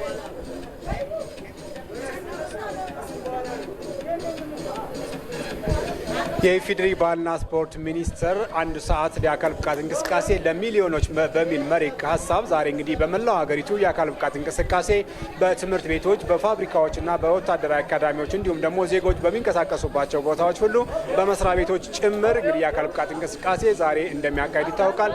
ዓላማው እንግዲህ 5 ሚሊዮን ዜጎችን በአካል ብቃት እንቅስቃሴውን ለማሳተፍና አሁን ሀገሪቱ ያለችበትን ሰላም እንዲሁም ደግሞ አንጻራዊነት ሰላም ለመላው ዓለም ለማስተዋወቅ እንዲሁም ዜጎች እርስ በርስ እንግዲህ ወዳጅነታቸውን እንዲያንጸባርቁበት በሚል እሳቤ የኢፌዴሪ ባህልና ስፖርት ሚኒስቴር ያዘጋጀው የአካል ብቃት እንቅስቃሴ በመላው ሀገሪቱ እየተከናወነ ይገኛል። በአሁኑ ሰዓት እንግዲህ ከማለዳው 1 ሰዓት ተኩል ጀምሮ ነው እንግዲህ በመላው ሀገሪቱ እየተከናወነ የሚገኘው። እኔም እዚህ በባህልና ስፖርት ሚኒስቴር የሰራተኞች ክበብ ውስጥ ነው የሚገኘው። ሰራተኞች እንግዲህ በጀርባዬ እንደምትመለከቱትም የአካል ብቃታቸውን እንግዲህ ከማለዳው ጀምሮ ያከናወኑ ይገኛሉ። ምናልባትም ደግሞ ቀጣይ አካል ብቃት የሚሰሩ ሰራተኞችን ይዤ የሚቀርብ ይሆናል። እንግዲህ በመላው ሀገሪቱ የሚከናወነው የአካል ብቃት እንቅስቃሴ አሁንም እስከ 2 ሰዓት ተኩል የሚቀጥል ይሆናል። አዲስ እናመሰግናለን። ወደ እንግዳችን እንመለሳለን። እንግዲህ አዲስ የሸዋስ እዛው ይሄን ፕሮግራም ካዘጋጀው አካል ባህልና ስፖርት ሚኒስቴር ቅጥር ግቢ ከሰራተኞች ጋር እንቅስቃሴ የተደረጋለው። እንግዲህ በሁሉም መስሪያ ቤቶች ላይ የተወሰነ እንቅስቃሴ መደረግ አለበት ብለን እናስባለን። ለማንኛውም እንግዳ ጋብዘናል። ከዚሁ ጉዳይ ጋር ቀጥተኛ ተያያዥነት ያለው እንግዳ ያመጣ ነው አቶ ዳኜ መቆያ በባህልና ስፖርት ሚኒስቴር የስፖርት ለሁሉም ዴስክ ኃላፊ ናቸው። አቶ ዳኜ እንኳን ደህና መጡ። እንኳን ደህና ቆያችሁ። እንግዲህ በቱታ ተገናኝተናል። ቀኑም ዛሬ የቱታ ቀን እንዲሆን እንፈልጋለን። እንደው ምናልባት ስፖርት ለሁሉም ከሚለው ሀሳብ አንጻር ወይም ደግሞ ዛሬ የሚሰራው የብዙሃን የማስ ስፖርት ዴይ ስናስብ ከግንዛቤው እንነሳ። ብዙ ጊዜ አንዳንድ ሰዎች ሶሻል ሚዲያ ላይ ምናምን ይጽፋሉ፣ ይሄ እንደዚህ ለአንድ ቀን የሚታሰብ ነገር ምናምን የሚሉ ሰዎች አሉ። መጀመሪያ ለእነሱ ምላሽ እንስጥ። ምንድን ነው በዚህ ቀን ላይ ምንድን ነው ማስተላለፍ የተፈለገው? ሁለተኛ ህብረተሰቡ እንዴት ባህል ያድርገው የሚለውን ነገር እናንሳና ሌሎች ጉዳዮችን እናነሳለን። አመሰግናለሁ። ትልቁም ችግር እሱ ነው።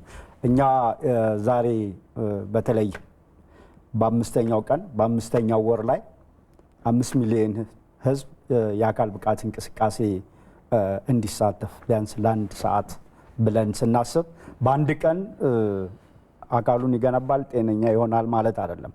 የመንግስትና የባለሙያዎች የሚዲያው ትልቁ ሚና ግንዛቤ መፍጠር ነው፣ እንዲያውቀው ነው። ዛሬ ቢያንስ በአካል ብቃት እንቅስቃሴ የተሳተፈ ሰው እስከ ዛሬ ምንም ካልተሳተፈ ዛሬ ተሳትፎ ራሱ ላይ የሚያየው ነገር አለ፣ ራሱ ላይ ለውጥ ያገኛል። ስለዚህ ያንን ደስታ ከድብርቱ ሁሉ ተላቆ ያንን ደስታ በአንድ ቀን ትንሽ ሲጭርለት ተከታታይ ብሰራ ምን ጥቅም አገኛለሁ የሚለውን ለማስገንዘብ ነው። በአንድ ቀን ለውጥ እናመጣለን አይደለም። በተጨማሪ ይሄ ፕሮግራም ቢያንስ በወር ወይም በ2 ወር አንድ ጊዜ እንደዚህ በማስ አገራዊ በሆነ ሁኔታ እንዲካሄድ እያደረግን ግንዛቤው መፍጠር ነው፣ እንዲረዳ ማድረግ ነው። ጥቅሙን የማስረዳት ነገር ነው። ከዛ ውጭ ግን የሚፈለገው አድቫይስ የሚደረገው ቢያንስ በሳምንት 3 ቀን ቢሰራ አንድ ሰው ሙሉ ጤናማ ይሆናል ነው። በሳምንት 3 ቀን በትንሹ ለምን ያህል ሰዓት? ከ30 ደቂቃ እስከ 1 ሰዓት እስከ 45 ደቂቃ። አንደኛ የምንሰራው ስራ ከኛ ጋር አብሮ የሚሄድ መሆን አለበት። ለምሳሌ ኦቨርዌይት ለሆነ ሰው እና አንደርዌይት ለሆነ ሰው የምናሰራቸው ስራዎች ራሱ የተመጠኑ ናቸው። ባለሙያን ማማከር። አንዳንድ ሰው ምንድን ነው የአካል ብቃት እንቅስቃሴ ላይ ለምን አትሳተፉም? ተሳተፉ ስንላቸው እንዴ አልቅ ያለው ከዚህ የበለጠ ለማለቅ ነው ወይ ይሉሃል። አይደለም፣ ያ አይደለም። አንደርዌይት ከሆኑ ለአንደርዌይት የሚሆን ኤክሰርሳይዝ አለ። ከሚያገኘው ከምግብ የሚያገኘውን የካሎሪ መጠንና በእንቅስቃሴ ሰዓት የሚያስወጣውን የሚጨርሰውን የካሎሪ መጠን ማመጣጠን ነው። ያ ከሆነ አንደርዌይት የነበረውን ሰው ወደ ኖርማል ዌይቱ ታመጣዋለህ። ይሄ በባለሙያ ያው ብዙ ጊዜ ስለሚወስድ እዚህ ጋር ያው ብዙ አናወራም። ስለዚህ ሳይንስ ነው፣ ዝም ብሎ የሰዎች ሰይንግ አይደለም። በዛ ደረጃ ሰው እንዲረዳውና ወደ እንቅስቃሴ እንዲገባ በተለይ አሁን ባለው ሰዓት እነዚህ ተላላፊ ያልሆኑ በሽታዎች በጣም በከፍተኛ ሁኔታ ሰውን እየጎዱስ ነው። ስለዚህ የአካል ብቃት እንቅስቃሴ ደግሞ እነዛን ከተያዝንም ፈውስ እናገኛለን፣ ሳንያዝ ደግሞ ቀድመን መከላከል እንችላለን። እኛ ቀድሞ መከላከልን ነው። ለምሳሌ እንቅስቃሴ በምናደርግበት ሰዓት የውስጥ የሰውነት አካሎቻችን በተለይም ልብና የደም ስር የተመጣጠነ በኦክሲጅን የበለጸገ ደም ወደ ሰውነታችን ማድረስ ይችላል። እማንሰራ ከሆነ ከእንቅስቃሴ ከራቅን ግን ብዙ ጊዜ እድሜያችንም እየጨመረ ሲሄድ የደም ስሮች በስብ እየጠበቡ ይሄዳሉ፣ እየተሞሉ ይሄዳሉ። ስለዚህ ኤክሰርሳይዝ በምናደርግበት ሰዓት ደግሞ ያ ስብ እየተቃጠለ ለሰውነታችን ኃይል ይሰጣል። ስራ ስንሰራም ኤክሰርሳይዝም ስናደርግ አእምሯችንም ደግሞ በደንብ ለማሰብ ለማስታወስ በኦክሲጅን የበለጸገ ደም ያስፈልገዋል፣ ወይም ደግሞ በእንግሊዝኛው ኦክሲጅኔትድ ብለድ የምንለው። ስለዚህ ያንን ሲያገኝ ነው አክቲቭ የሚሆነው እያንዳንዱ የሰውነት አካል። ያ ደግሞ የሚመጣው በኤክሰርሳይዝ ነው፣ በአካል ብቃት እንቅስቃሴ ነው። የአካል ብቃት እንቅስቃሴ ስንል ወይም ማስ ስፖርት ስንል የተወሰነ ወይም የተገደበ አይደለም። ማንም ሰው በሚመቸው በሚስማማው ቦታ ላይ እንደ ፍላጎቱና እንደ ችሎታው የሚሰራው ስራ ነው። ለዛም ነው ስፖርት ወይም ደግሞ ስፖርት ለሁሉም በትምህርት ቤት ወይም በመማሪያ ቦታ፣ በስራ ቦታ፣ በመኖሪያ ቦታ ያልነው አይገደብም። እዚች ጋር ቆመን የአካል ብቃት እንቅስቃሴ መስራት እንችላለን። በጫማችን ስፋት ቦታ ካገኘን እዛች ጋር ቆመን መስራት እንችላለን። ስለዚህ የግድ ሰፊ ቦታ አያስፈልግም። የአካል ብቃት እንቅስቃሴ በግልም በቡድንም የሚሰራ ነው። የግድ ብዙ ሰው በሚል አይደለም። ስፖርት ለሁሉም ሲባል ለሁሉም ተደራሽ እንዲሆን ነው። የዓለም የተባበሩት መንግስታት ድርጅት እኮ የእሱ አጋር ከሆኑት ከነ ዩኔስኮ እና WHO የወርልድ ሄልዝ ኦርጋናይዜሽን ከኢንተርናሽናል ኦሎምፒክ ኮሚቴ እና ከዓለም አቀፍ ስፖርት ፌዴሬሽኖች ማህበራት ጋር ያስቀመጠው ድንጋጌ አለ። ያ ድንጋጌ ምንድን ነው? ስፖርት የሰው ልጅ ያለምንም የእድሜ፣ የጾታ፣ የዘር፣ የሃይማኖት፣ የቀለም ወይም ደግሞ የአካል ጉዳተኝነትና የኑሮ ደረጃ ሳይገድበው እንደ ፍላጎቱ የሚሰራው መሰረታዊ መብቱ ብቻ ሳይሆን ሙሉ መብቱ ነው ብሎ ስለዚህ ከዚህ ከተባበሩት መንግስታት ሀሳብ ጋር ስናያይዘው የኛ የስፖርት ፖሊሲ በፖሊሲ ደረጃ በማዕቀፍ ደረጃ እንዴት ይደግፈዋል?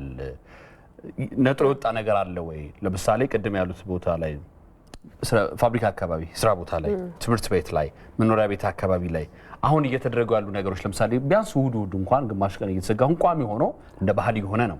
በፖሊሲ የተደገፈ ነገር አለ ወይ? ምን ይላል? አዎ ወደዛ ልመጣልህ ነው። ይሄ ድንጋጌ ሲቀመጥ ዝም ብሎ አልተቀመጠም። ለሁሉም ሀገራት የተሰጠ ወይም የተቀመጠ እንትናል ፖሊሲ እንዲያወጡና እንዳውም እዛ ላይ የስፖርት ለሁሉም ፖሊሲ ነው የሚለው። ሁሉም ሀገር የስፖርት ፖሊሲ አውጥቶ ፖሊሲውም ተግባራዊ እንዲሆን እያደረገ ነው። የእኛም ያው የረዥም ጊዜ መቆየቱ ምናምን እንዳለን ተውና የስፖርት ፖሊሲ ተቀርጿል። ሀገራችን በስፖርት ፖሊሲ ነው የምትመራው። ያ ፖሊሲ ምንድነው? ዋና የማስፈጸሚያ ስልቱ ህብረተሰቡን በሚኖርበት፣ በሚማርበት፣ በሚሰራበት አካባቢ እንደ ፍላጎቱ እንደ ችሎታው በግልም ወይም በቡድን በስፖርት ተሳታፊና ተጠቃሚ እንዲሆን ነው የሚያስቀምጠው የስፖርት ፖሊሲያችን። ይሄ ፕሮግራምም ፖሊሲውን መነሻ አድርጎ ወደ ህብረተሰቡ ጋር ለማውረድ ነው። ወረቀት ላይ የተቀመጠ ብቻ እንዳይሆን ማውረድ ስላለብን ቀደም ስለገለጽኩት ህብረተሰቡ እንዲረዳው የስፖርትን ጥቅም የማድረግ ኃላፊነት የተሰጣቸው አካሎች አሉ። በዛ ደረጃ ነው አሁን እየተሰራ ያለውና የተባበሩት መንግስታት ድርጅት እና ሌሎችም አጋሮቹ ይሄን እንትን ሲያስቀምጡ ሁሉም ሀገራት ይሄን ተግባራዊ እንዲያደርጉም እዛው ላይ ይደነገጋል። ህብረተሰባቸውን፣ ዜጋቸውን በስፖርት ተሳታፊና ተጠቃሚ እንዲያደርጉ ብቻ ሳይሆን ግንዛቤውንም መፍጠር መቻል እንዳለበት ወይም በዛ ሌቭል መታሰብ እንዳለበት ያስቀምጣል እና ከዛ ተነስቶ ነው ስፖርት ወይም ደግሞ ስፖርት ለሁሉም የማይካሄድበት ሀገር መጥራት አንችልም ማለት የለም። ሁሉም ሀገር አለ። ደረጃው ምንድነው የሚለያየው? ከሀገሪቷ የእድገት ሁኔታ ጋርና ከህብረተሰቡ የግንዛቤ ሁኔታ ሊለያይ ይችላል ደረጃው እንጂ የትኛውም ሀገር ላይ ስፖርት ለሁሉም አለ፣ ስፖርት አለ። ሰው በዛ ውስጥ እየተሳተፈ ነው ያለው። ግንዛቤው የሌለው ደግሞ የግድ ግንዛቤው እንዲኖረው የማድረግ ስራ ነው አሁን እየተሰራ ያለው። ምናልባት ወደኛ እንትን ስንመጣ ይህን ፕሮግራም ስናዘጋጅ ቅድም እንደገለጽኩት አዲስ አበባ ላይ በጣም በሰፊው ለመስራት ታስቦ ነበር። ያው አንዳንድ ነባራዊ ሁኔታዎች ስላልፈቀዱልን በዋናነት 4 ከተሞችን ነው የመረጥ ነው። በዋናነት ስል ምንድን ነው ሁሉም በሀገሪቷ የእኛ እቅድ በሀገሪቷ ባሉ ትምህርት ቤቶችና መስሪያ ቤቶች በዋናነት ምክንያቱም ትምህርት ቤት ትልቅ ሰፊ ማህበረሰብ ወይም የተማሪ ቁጥር የያዘ ነው። መስሪያ ቤቶችም በተመሳሳይ ሁኔታ ከፍተኛ ቁጥር ይዟል። በቀላሉም ታገኛቸዋለህ፣ ሞቢላይዝ ታንቀሳቅሳለህ። ስለዚህ ያንን መነሻ አድርገን በሁሉም ክልል፣ በሁሉም ትምህርት ቤት፣ በሁሉም መስሪያ ቤት ቢያንስ እንግዲህ ቁጥሩ ወይም ደግሞ ያለው ሁኔታ ሊለያይ ይችላል። እንቅስቃሴ ዛሬ ይኖራል ብለን ነው ፕሮግራማችን። ለዚህ ደግሞ የተቋሙ ወይም ደግሞ የባህልና ስፖርት ሚኒስቴር በጣም ትኩረት ሰጥቶ ሚኒስቴሩ ራሱ ክቡር አቶ ቀጀላ መርዳሳ በአሁኑ ሰዓት አዳማ እያስተባበሩ ነው ያሉት። እሳቸው አዳማ ሄደዋል። ክቡር አቶ አምባሳደር መስፍን ቸርነት አማራ ክልል ደብረታቦር ነው እነሱ ሴንተር የመረጡት። ደብረታቦር ላይ እያስተባበሩ ነው ያሉት። እንዲሁም ክብርት ወይዘሮ ነፊሳ ድሬዳዋ እያስተባበሩ ነው ያሉት።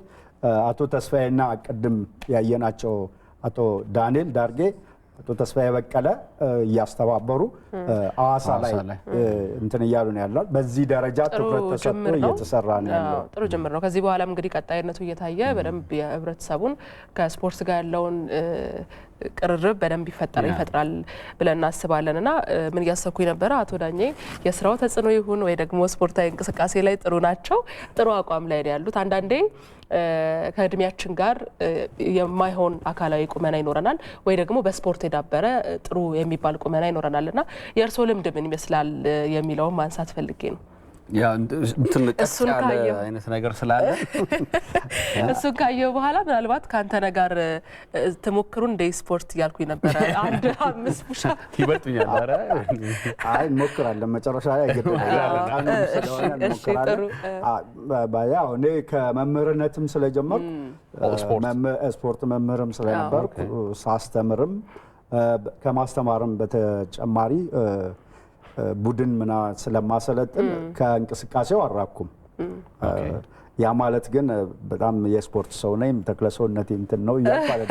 ያንቺ ምስጋና በአክብሮት ተቀብዬ በዛ ሌቭል አይደለም፣ ግን ከስፖርቱ ወደ ቢሮም ብገባ ከስፖርቱ አራኩም። እንቅስቃሴ ያደርጋሉ።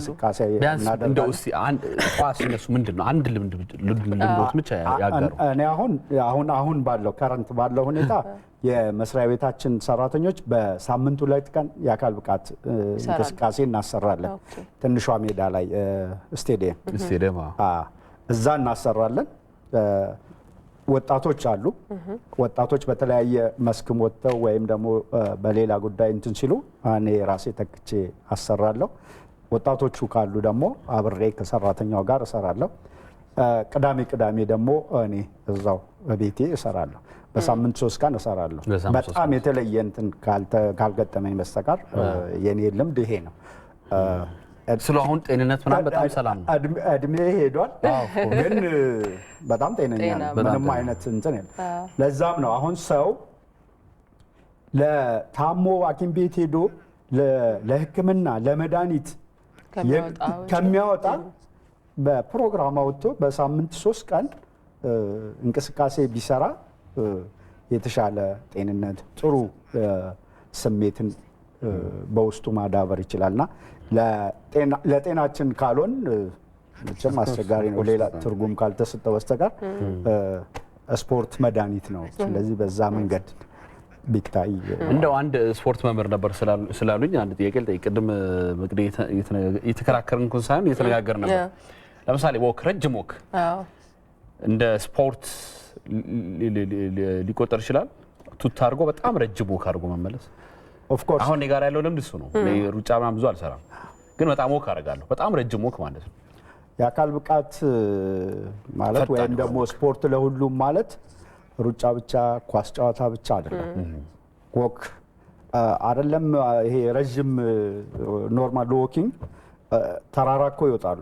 አሁን ደሴ ላይ ባለፈው ፕሮግራም ነበር።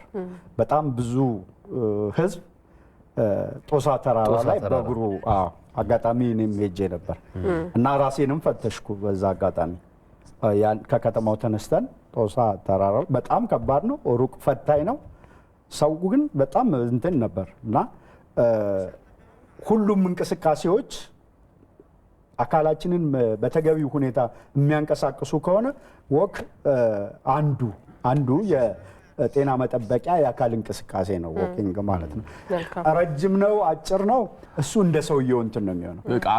አቅም ነው። ውስጣችንን ማንበብ ነው። የአካል ብቃትም ስንሰራ እኮ ሌሎቹ ወጣቶቹ በጣም ስለሰሩ ስለፈጠኑ እኔ ከነሱ እኩል ልሂድ ማለት አትችልም። ፋክተሮች አሉ። እድሜ ፋክተር ነው። ጾታ ፋክተር ነው። ፕሪቪየስ እንትን ኤክሰርሳይዝ እንትንህ ልምድ ወሳኝ ነው። እነዚህ ሁሉ ወሳኝ ናቸው። ስለዚህ ስሜት አለው ስትሰራ የሚደክም አፍንጫችን ላይ በተለይ የሆነ የራሳችን እንትን የማቃጠል እንትን ይኖራል። በጣም ያ አንዱ ምልክት ነው። ስለዚህ ሰውነታችን በቃ ለአንተ የተፈቀደው ይሄ ነው እያለህ ነው። ያንን ማዳመጥ ነው። ውስጥህን ስታዳምጥ እንቅስቃሴውን እንመለስበታለን። አቶ ዳኜ ባልደረባችንና ከባልደረቦቹ ጋር ያለው በባህልና በስፖርት ሚኒስቴርና እንዴት ነው ድባቡ? የሰዎቹ እንቅስቃሴ የስፖርት እየሰሩ ያሉት እንቅስቃሴ ድባቡን ይነግረናል። አዲስ እንደምንቆየ እዛ ያለው ድባብ ምን ይመስላል? እስኪ መረጃህን አድርሰን። ምን አይነት ስሜት አይተህባቸዋል? 5 ሚሊዮን ዜጎች እየተሳተፉበት የሚገኘው የአካል ብቃት እንቅስቃሴ ከማለዳው 1 ሰዓት ተኩል ጀምሮ በመላው ሀገሪቱ እየተከናወነ ይገኛል። እኔም ደግሞ እዚህ በባህልና ስፖርት ሚኒስቴር መስሪያ ቤት ግቢ ውስጥ ነው የሚገኘው። ሰራተኞች እንግዲህ ቅድምም ስጠቅስ እንደነበረው በጀርባዬም እንደምትመለከቱት የአካል ብቃት እንቅስቃሴያቸውን ወንዱ ሁሉም እንግዲህ ሰራተኞች ወጥተው እየተንቀሳቀሱ ነው የሚገኙት። በአጠቃላይ እንግዲህ በኢፌዴሪ ስፖርት ሚኒስቴር የስፖርት ፖሊሲ በግልጽ እንደተቀመጠው ዜጎች በሚኖሩበት በሚሰሩበትና በሚንቀሳቀሱበት አካባቢ የአካል ብቃት እንቅስቃሴዎችን መስራት እንግዲህ በፖሊሲ ደረጃ ተቀምጧል። በዚህ መሰረት እንግዲህ የፌዴሪ ባህልና ስፖርት ሚኒስቴር ይህንን ፖሊሲ መነሻ በማድረግ ዜጎች በሚኖሩበት በሚሰሩበት በእያንዳንዱ በእንቅስቃሴያቸው ሁሉ የአካል ብቃት እንቅስቃሴ እንዲሁም ደግሞ ስፖርታዊ ሁነቶችን እንዲያከናውኑ እንግዲህ በፖሊሲ ደረጃ ተቀምጧል። በአጠቃላይ የዛሬው የ5 ሚሊዮን ዜጎችን የሚያሳትፈው 1 ሰዓት ለአካል ብቃት እንቅስቃሴ ለሚሊዮኖች በሚል መሪ ሀሳብ እየተከናወነ ነው የሚገኘው። በአዲስ አበባም እኔ በምገኝበት በባህልና ስፖርት ሚኒስቴር እየተከናወነ ይገኛል። አጠገቤ ደግሞ በባህልና ስፖርት ሚኒስቴር የስፖርት ዘርፍ ከፍተኛ የውድድር ባለሙያ የሆኑት እንግዲህ አቶ ጌታቸው አጠገቤ ላይ ይገኛሉ። እንግዲህ አጠቃላይ ቆይታ የምናደርግ ይሆናል። አቶ ጌታቸው እንኳን ደህና መጣ። እስኪ በአጠቃላይ የዛሬው ዓላማ ምንድን ነው? እንግዲህ ዛሬ ዋናው ዓላማ ብሔራዊ የአካል ብቃት ዘመቻ ነው። ዋናው ዓላማው እንግዲህ በዛሬው ቀን በአንድ ሰዓት ሚሊዮኖች በአካል ብቃት እንቅስቃሴ እንዲሳተፉ ነው።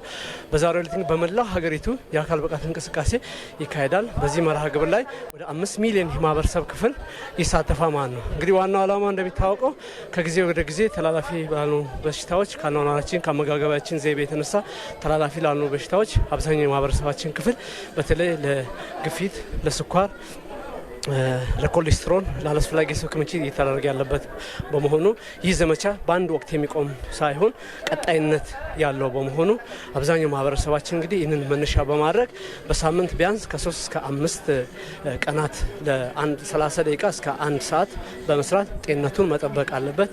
እንግዲህ ይህ የአካል ብቃት እንቅስቃሴ በተለይ ሰራተኛው በሚሰራበት፣ ተማሪው በሚማርበት፣ ማህበረሰቡ በሚኖርበት አካባቢ የተዘረጋ የአሰራር ስርዓታችን ነው። ይህ እንግዲህ የስፖርት ፖሊሲውም ሆነ ሀገራዊ ሪፎርሙ የሚያስቀምጥ ስለሆነ ህብረተሰባችን ከዚህ ካላስፈላጊ ተላላፊ ካልሆኑ በሽታዎች ከመዳረጉና ለምሳሌ ደግሞ ላላስፈላጊ ወጪ ለመድኃኒት ግዢ ከሚዳረጉ ራሱን ከመጠበቅ አኳያ ዘውትር የአካል ብቃት እንቅስቃሴ በማከናወን ፍጹም አምራችና ብቁ ዜጋ መሆን ስላለበት የአካል ብቃት እንቅስቃሴ እንግዲህ ብሔራዊ የአካል ብቃት እንቅስቃሴ ዘመቻ በሚል በዛሬው ዕለት በመላው ሀገሪቱ እየተከናወነ ይገኛል ማለት ነው። ምናልባት ቀጣይነት እንዲኖረውስ ምንድን ነው መደረግ ያለበት? የፌዴሪ ባህልና ስፖርት ሚኒስቴር ምን መስራት አለ? ቀጣይነት እንዲኖረው እንግዲህ ተከታታይነትና ወጥነት ያለው የክትትልና ድጋፍ ያስፈልጋል። በተለይ ደግሞ በዘርፉ የሰለጠኑ ባለሙያዎችን አሁን እምዛም የምናየው በተለይ ጂምናዚየሞችም ላይ የሚሰሩ የአካል ብቃት እንቅስቃሴዎች ሳይንሳዊ ካለመሆናቸው የተነሳ አብዛኛው ማህበረሰባችን እየተጎዳ የሚገኝበት ለምሳሌ የልብ ኬዝ፣ የስኳር ያለበት፣ ኮሌስትሮል ያለበት የሚሰጠው ዶዝ ከአቅም በላይ ከመሆኑ የተነሳ አብዛኛው ለጉዳትና ለሞት እየተዳረጉ የሚገኙበት ሁኔታ ስለሆነ የባህልና ስፖርት ሚኒስቴር እስከ ታችኛው መዋቅር ክትትልና ድጋፍ በማድረግ ዘመናዊና ሳይንሳዊ ስልጠናዎችን በመስጠት በዘርፉ የሰለጠኑ ባለሙያዎችን እስከ ታችኛው መዋቅር በማውረድ ባለሙያዎችን እንዲሰለጥኑ በማድረግ ህብረተሰቡ የአካል ብቃት እንቅስቃሴ ተሳታፊን ተጠቃሚ የሆነበትን የአሰራር ስርዓት እየዘረጋም ይገኛል። በአሁኑ ሰዓትም በርካታ ባለሙያዎችን ስልጠና እየተሰጠ የሚገኝ ስለሆነ ቀጣይነት ባለው መልኩ እንግዲህ ተከታታይነትና ወጥነት ያለው የክትትልና ድጋፍ ያደርጋል። ባህልና ስፖርት ሚኒስቴር የአቅም ግንባታ ስልጠናዎችን የሚሰጥበት ሁኔታ አለ። በተለይ ደግሞ የምርመራ ስርዓቶችንም እየተደረገ አንድ ሰው ሲመጣ የአካል ብቃት እንቅስቃሴ ለመስራት ሲመጣ ባክግራውንድ ስትሪው ይጠናል። ምን አለበት? ግፊት አለበት፣ ስኳር አለበት፣ የመጠኑ ቦዲ ማስ ኢንዴክሱ ውፍረቱ ያ ተለክቶ የአካል ብቃት እንቅስቃሴ የሚጀምርበት ሁኔታ ያም ቀጣይነት ባለው የሕክምና ስርዓቶችን የመዘርጋት ስራ የባህልና ስፖርት ሚኒስቴር ከሚመለከታቸው ባለድርሻ አካላት ጋር በመቀናጀት ይህንን ስራ ያከናውናል ማለት ነው። አመሰግናለሁ አቶ ጌታቸው። መልካም የስራ ጊዜ ይሁንልህ። ተመልካቾች እንግዲህ የአካል ብቃት እንቅስቃሴው ለሚሊዮኖች እንግዲህ በአንድ ሰዓት ለማከናወን እንግዲህ በኢፌዴሪ ባህልና ስፖርት ሚኒስቴር እየተከናወነ የሚገኘው እንደቀጠለ ነው የሚገኘው። ከቆይታ በኋላ ደግሞ ሌሎች እንግዶችና ተጨማሪ ሀሳቦችን ይዘን የምንመለስ ይሆናል። እናመሰግናለን አዲስ እናመሰግናለን። እሺ ተመልሰናል። አሁንም ቆይታችን ይቀጥላል። በዛሬ በስፋት ማስ ስፖርት ወይ ደግሞ ስፖርት ለሁሉ በሚል ንቅናቄ የተጀመረውን የጋራ ስፖርትን የተመለከተ ጉዳይ ላይ በደንብ ትኩረታችን እናደርጋለን። ከሁለት ሰዓት በኋላ ደግሞ ሌሎች ጉዳዮች አሉን። ቀደም ሲል ኮለሳ ከስር በኋላ ወረደ አላየውም ነበር። ማንሳት ያለብን የዚህ የስፖርት ለሁሉም እንቅስቃሴን ስናስብ አታረሳሳኝ አሁን ያሰብነው ጨርሰን ነው። የአካል ጉዳተኞችስ ለምሳሌ አካል ጉዳተኞችም እንዳሉበት የአካል ጉዳት መጠን እንቅስቃሴ እንዲያደርጉት ምንድነው በተለይ ከኢትዮጵያ አካል ጉዳተኞች ብሔራዊ ፌዴሬሽን ማህበሩ ጋር ምን ታስባላችሁ? እንደ አንድ ዜጋ እነሱንም አካታች በሆነ መልኩ እንዲሰሩስ ምንድነው ያለው ነገር? እንደ ፖሊሲ የተቀመጠ ነገር አለ አካል ጉዳተኞች ጋር? አንደኛ ቅድም ያልኩት በዓለም አቀፍ ደረጃም የተደነገገ የተቀመጠ አለ። አካል ጉዳተኞችን በስፖርት ተሳታፊና ተጠቃሚ ማድረግ የእያንዳንዱ ሀገራት መንግስታት ኃላፊነትም ግዴታም ነው። ወደኛ ሀገርም ስንመጣ የአካል ጉዳተኞች የስፖርት ማህበር በተለያየ እንደ ጉዳታቸው ባህሪ ፌዴሬሽኖች ተቋቁመዋል። ለምሳሌ ፓራኦሎምፒክ አለ ዋናው አውራውና የመጀመሪያው የተመሰረተው። ከዛ ደግሞ የዓለም አቀፍ አደረጃጀቱን ተከትሎ መስማት የተሳናቸው ስፖርቶች ፌዴሬሽን አለ ለመስማት የተሳናቸው ብቻ። እንዲሁም የዊልቸር ባስኬትቦል አሶሲዬሽን አዲስ ነው አሁን የተቋቋመው። ምክንያቱም የዓለም አቀፍ አደረጃጀቱን ተከትለ ነው ስታደራጅ። አሁን በቅርብ ጊዜ እንደዚሁ እነዚህ ስፔሻል ኒድስ ልዩ ፍላጎት ስፔሻል ኦሎምፒክስ ተብሎ ደግሞ የተቋቋመ አለ። ስለዚህ እንደየጉዳቱ ፌዴሬሽኖች ተቋቁመዋል፣ በእንቅስቃሴ ውስጥ ናቸው። በአካል ብቃት እንቅስቃሴ ከጉዳታቸው ጋር ተመጣጣኝ የሆነ ሊመች የሚችል እንቅስቃሴ እንዲያደርጉ ነው የሚጠበቀውም የሚፈለገው። በጣም ጥሩ። አሁን አቶ ዳኝ መቆያ ባህልና ስፖርት ሚኒስቴር የስፖርት ለሁሉም ዴስክ ኃላፊ እጅግ በጣም እናመሰግናለን። መቅደላዊት በጣም ወጥራ ነው እኔ ያንተን ማየት ሼም እንዳይዝ ልበልጥ እችላለሁ። ሲሪየስ ሆነ ነው መስራት ያለብን። እሺ ስንት ነው የምትስማሙት? አምስት ትሰራላችሁ? አምስት አነሰ 10 እንዴ? እኔ 15ም ከሰራው በጣም ጎል እስቲ እናያለን። ከ15 በታችማ አይሰራም እኮ። አዎ እኔ ብያለሁ እኮ ቅድም። ማርቲ የሳቀሽ አደራ እንግዲህ ወደ ፖዚሽናችን እንደተመቻችሁ ዳይሬክተራችን እንግዲህ እንደሚመራን ነው የምንሰራው። ቤት በኩል እንደምትወርድ ወደ ፊት ለፊት ፊት ለፊት እኔ የምፈልገው እንደዛ ክሬቲቭ ማድረግ ነው ዋናው። አንተሽ ደቂቃንዛል 1 2 3 4 5 አንተ አልተቻለም እንዴ? በጣም አሪፍ። አይዞ እያሉ ነው። አይዞ በርታ፣ ያጋጥማል። 20 ሰራ አይበቃኝ? አይ በእውነት ሼም እንዳይዘኝ ብሎ ነው። ይሁን ለውጥ አለ። እናመሰግናለን። ያው እዛ ከስታፎቼ ጋር አልሰራውም ነበር፣ እዚህ ያሰራችሁ በጣም እናመሰግናለን። መልካም ቀን ይሁንልዎት ለሁላችን። በጣም እናመሰግናለን። የሁል ጊዜ አጋራችን ናችሁ። የበለጠ እንሰራለን ብዬ አስባለሁ። እናመሰግናለን።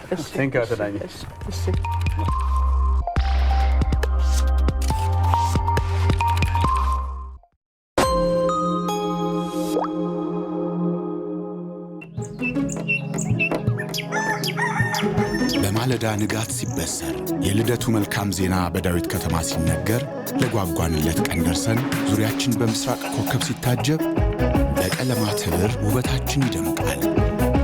በልደቱ መልካምነት ለሐሴት ጊዜ አንፈጅም። ያለን ነገር ጥቂት የልጅነት ቢመስል እንኳ በታላቁ ደስታ የምስራች ፈገግታ እንሰራበታለን። በግርግም ተኝቶ ጌታችንን ስናይ እንደ እረኞቹ እንቦርቃለን።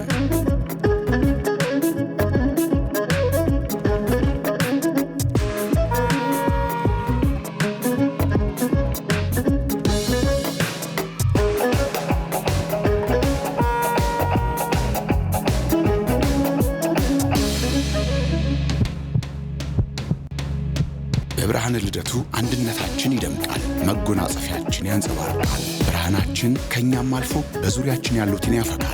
መልካም ዜና የምናበስርበት የገና በዓል ይሁንልን። መልካም በዓል። አዋሽ ባንክ። ገና ደስታችን፣ ገና ድምቀታችን፣ ለአብሮነታችን ከፍታ ልዩ የሞባይል ጥቅል ስጦታ ከኢትዮ ቴሌኮም።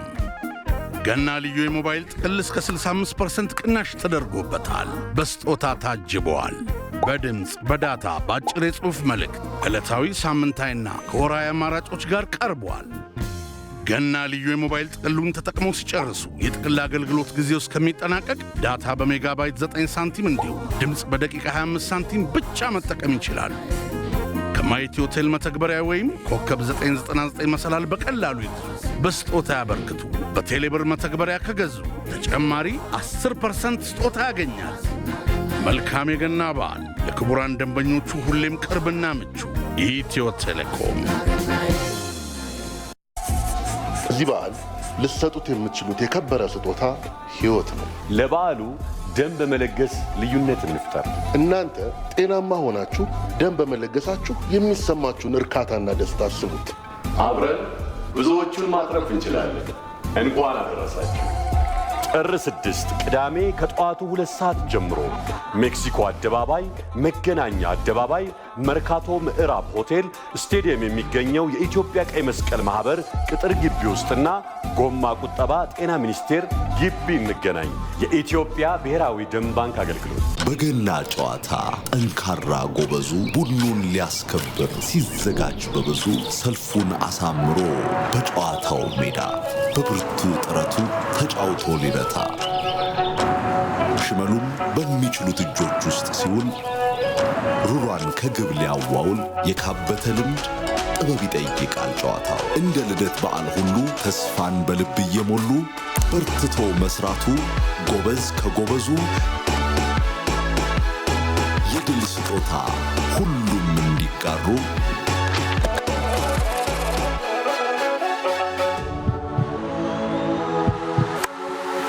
ከከብቶች ማደሪያ ፈንጥቆ እንደወጣ የፍቅር ብርሃን የገና ስጦታ በፍጹም ትሕትና በብሩህ ፈገግታ የታሸገው ስጦታችን አገልግሎታችን። እንኳን ለኢየሱስ ክርስቶስ የልደት በዓል በሰላም አደረሳችሁ። የኦሮሚያ ህብረት ሥራ ባንክ ለላቀ ለውጥ የቆመ ገና ታላቅ ገጸ በረከት ልደቱ ራሱ ስጦታ ለአባብዬ ጋቢ ለማምዬ ሽልም ኩታ ፍቅርና መተሳሰባችን ይደንቃል፣ ወግና ባህላችን ይደምቃል። አሲና ገናይ ለባል ስጦታ ገንዘሎት ወዲያው በእጅ ስልኮት የባል ገበያው ደርቷል፣ ገንዘብ በቦርሳ ቀርቷል። ሲገበያዩ ድንገት ገንዘብ ቢጎሎት ቴሌብር እንደ ኪስ ያለሎት። በቴሌብር ግብይቱ ሰመረ፣ የበዓል ድባቡ አማረ።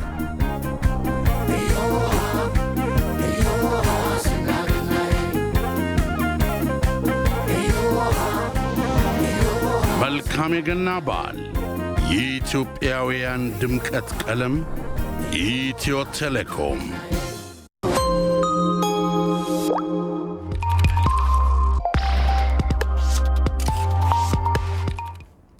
ተመልሰናል። ኢትዮ ቴሌኮም የጤና ይስጥልኝ ኢትዮጵያ ዝግጅቶች አጋር ነው። እጅግ አድርገን እናመሰግናለን። አሁን ደግሞ ከስፖርት ወይ ደግሞ ከማስ ስፖርት ብለን በአጀንዳነት ከያዝናቸው ጉዳዮች ወጣ ወዳሉ ዜናዎች እናልፋለን። የኢትዮጵያና የሱዳን የቆየ ወዳጅነትና ሁለንተናዊ ትብብር ግንኙነት በተጠናከረ መልኩ መቀጠሉን በሱዳን የኢትዮጵያ አምባሳደር ይበልጣል አምሮ ገልጸዋል። ኢትዮጵያና ሱዳን በአፍሪካ ቀንድ ረጅም ዘመናት ያስቆጠረ የምጣኔ ሀብት የፖለቲካና ማህበራዊ እንዲሁም ባህላዊ ትስስር ያላቸው ሀገሮች ናቸው። የኢዚያን ዘገባ ትዕግስቱ ቡቼ ያቀርብልናል። ኢትዮጵያና ሱዳን ለረጅም ዘመናት የዘለቀ ዲፕሎማሲያዊ ግንኙነት እንዲሁም በንግድና ኢንቨስትመንት መስክ ጠንካራ ትስስር ያላቸው ጎረቤት ሀገሮች ናቸው። የሀገሮችን ሁለንተናዊ የትብብር ግንኙነት በማስመልከት በሱዳን የኢትዮጵያ አምባሳደር ይበልጣል አምሮ የሁለቱ ሀገሮች የቆየ ወዳጅነት በተጠናከረ መልኩ መቀጠሉን ገልጸዋል። በሁለቱ ሀገሮች መካከል በጋራ ተጠቃሚነት ላይ የተመሰረተ የትብብር ግንኙነት መኖሩንም አረጋግጠዋል። ኢትዮጵያና ሱዳን ረጅም ድንበር የሚጋሩ በመሆኑ በህዝቦች መካከል የንግድና የልማት ትስስሩ እንዲሁም አብሮነቱን የሚያጠናከሩ ተግባራት እየተከናወኑ መሆኑንም ተናግረዋል። ጠቅላይ ሚኒስትር ዶክተር አብይ አህመድና ጀነራል አብዱል ፈታህ አልቡርሃን ተገናኝቶ የሁለትዮሽ ምክክር ካደረጉ በኋላ የሁለቱ ሀገሮች የትብብር ግንኙነት ይበልጥ እየተጠናከረ መምጣቱን ገልጸዋል።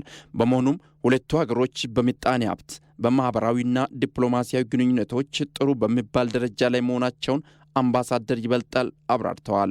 ከቅርብ ጊዜያት ወዲህ በሁለቱ አገር መሪዎች በክቡር ጠቅላይ ሚኒስትራችንና በጀነራል ቡርሃን መካከል በተደረገ ተከታታይ ግንኙነት በግድቡ ዙሪያ የሚሆን በድንበር ዙሪያ የሚታዩ ልዩነቶች በሰላማዊ መንገድና በውይይት ለመፍታት ስምምነት ስለተደረሰ በዛው መንፈስ የሁለቱ ሀገሮች ግንኙነት አሁን በጎ አዝማሚያ የመሻሻል እየታየበት ያለ ሁኔታ ነው። በቀጣይም የሁለቱን ሀገሮች ሁለንተናዊ የትብብር ግንኙነት የሚያጠናክሩ ተግባራት እየተከናወኑ መሆኑንም ገልጸዋል።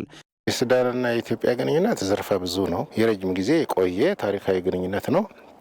ይህ ግንኙነት በህዝብ ለህዝብ ግንኙነት፣ በመሰረተ ልማት ግንባታ፣ በመሰረተ ልማት የተሳሰሩ ጠንካራ ታሪካዊ ግንኙነት ያላቸው ህዝቦች ናቸውና ያ በግንኙነት ሂደት አልፎ አልፎ አንዳንዴ አለመግባባቶች ሊፈጠሩ ይችላሉ። ግን የጋራ ዕጣ ፈንታቸውም የተሳሰረ ተጎራባች ህዝቦች፣ ተጎራባች ሀገሮች እንደመሆናቸው መጠን ሁለቱ ሀገሮች የሁለቱ ሀገር መሪዎች ወይም መንግስታት ይህንን ዘላቂ የህዝቦች ጥቅም ግምት ውስጥ በማስገባት ግንኙነቱን ወደ ተሻለ አቅጣጫ የመውሰድ ኃላፊነት አለባቸው። የሚጠበቀውም ይሄ ነው። በመንግስትና ህወሓት መካከል የተደረሰው የሰላም ስምምነት ከኢትዮጵያ ባለፈ አጠቃላይ ለቀጠናው ሰላም ወሳኝ መሆኑን በመረዳት ሱዳን የደገፈችው መሆኑንም አምባሳደር ይበልጣል ተናግረዋል። ተመልሰናል። አሁን ደግሞ የቢዝነስ መረጃዎችን የምንከታተልበት ሰዓት ላይ እንገኛለን። ማርታ ግርማ ማርች እንዴት ነሽ? እንደምን አደራችሁ? ዛሬ ቢዝነስ ምን ጀምሮ የሴቶች ስፖርት ፑሻፕ ማሰራት ያንተን ብድር ለመመለስ እንዴት አየሽው? ገናት ሞክሯል። እኔ ሰርተሃል እያልኩ ነበር። አይ ሞክሯል። ትክክለኛው ነገር ጋር እንምጣ። እሺ እንቀጥል። አይ ሰርተሃል አንተ። እንግዲህ ለጤና ይስጥልኝ ከያዝናቸው መረጃዎች ውስጥ በቀዳሚነት በአማራ ክልል ለኢንዱስትሪዎች ግብዓት የሚውል ምርት በማምረት የውጭ ምንዛሪን ወጪን ለመቀነስ በትኩረት እየተሰራ መሆኑን የክልሉ ርዕሰ መስተዳደር ዶክተር ይልቃል ከፋለ ተናግረዋል። የኢትዮጵያ ታምርት ሀገር አቀፍ ንቅናቄ አካል የሆነው በደብረ ብርሃን ከተማ የአምራች ኢንዱስትሪውንና አገልግሎት ዘርፍ ላይ ያተኮረ የውይይት ፎረምም ተካሂዷል። ርዕሰ መስተዳደር ዶክተር ይልቃል ከፋለ በፎረሙ ላይ እንዳሉት የኢትዮጵያ ለእድገት አመቺ የሆነ የተፈጥሮ ጸጋና ሰፊ ሰው ሀብት ያላት ሀገር ናት። በዚህም ሀገሪቱ የብዝሃ ኢኮኖሚ እድገት እንደሚያስፈልጋት ገልጸው የግል ባለሀብቱ በስፋት በግብርና በኢንዱስትሪውና በቱሪዝም ዘርፍ ቢሳተፍ ተጠቃሚ እንደሚሆንም ገልጸዋል። ኢንዱስትሪውን ከግብርናው ክፍለ ኢኮኖሚ ጋር በማስተሳሰር የተጀመረው የእድገት ጉዞ ቀጣይነት እንዲኖረው እንደ ሀገርም እንደ አማራ ክልልም በትኩረት እየተሰራ ነው ብለዋል። በአሁኑ ወቅት በአማራ ክልልም ይሁን እንደ ሀገር እየተመዘገበ ያለውን ሁሉን አቀፍ እድገት ለማስቀጠል የግል ባለሀብቱ የማይተካ ሚናውን ሊወጣ ይገባል ሲሉም አሳስበዋል። የክልሉ መንግስት የግል ባለሀብቶችን ችግሮች በጥናትና ተቀራርቦ በመመካከር ለመፍታት ዝግጁ መሆኑንም ዶክተር ይልቃል ከፋለ አረጋግጠዋል። የደብረ ብርሃን ከተማ አስተዳደር ተቀዳሚ ምክትል ከንቲባ አቶ ካሳሁን ቢያለ በበኩላቸው የግል ባለሀብቱ እያስመዘገበ ያለውን ኢኮኖሚያዊና ማህበራዊ እድገት ለማስቀጠል በጋራ መግባባትና መተጋገዝ እንደሚያስፈልግ ገልጸዋል። ሀገር በብዙ ፈተና ውስጥ ሆና እየተመዘገበ ያለውን እድገት ከባለሀብቶች ጋር በመግባባትና በመመካከር መስራት መጀመሩ መሆኑንም አመልክተዋል። በመድረኩ ላይ የፌዴራልና የክልል መንግስት የስራ ኃላፊዎች እንዲሁም ባለሀብቶችና ባለድርሻ አካላትም ተሳትፈውበት ነበር። በተከታይነት ደግሞ እንግዲህ በበጀት ዓመቱ 5 ወራት ከውጭ ሐዋላ በተላከ ገንዘብ ወይም ሬሚታንስ ከ1.3 ቢሊዮን ዶላር በላይ ገቢ መገኘቱን የኢትዮጵያ ዲያስፖራ አገልግሎት አስታውቋል። የአገልግሎቱ ዋና ዳይሬክተር ዶክተር መሐመድ እንድሪስ ከኢዜአ ጋር በነበራቸው ቆይታ እንዳሉት እንግዲህ ዲያስፖራዎቹ ሁለንተናዊ ተሳትፎ ባሉበት 4 ዓመታት ትልቅ ለውጥ የታየበት መሆኑንም ገልጸዋል። በኢትዮጵያ የልማትና ኢንቨስትመንት እንዲሁም ሌሎች ሀገራዊ ጉዳዮች ላይ ዲያስፖራዎች ጠንካራ ትብብርና ተሳትፎ እያደረጉ መሆኑንም ተናግረዋል።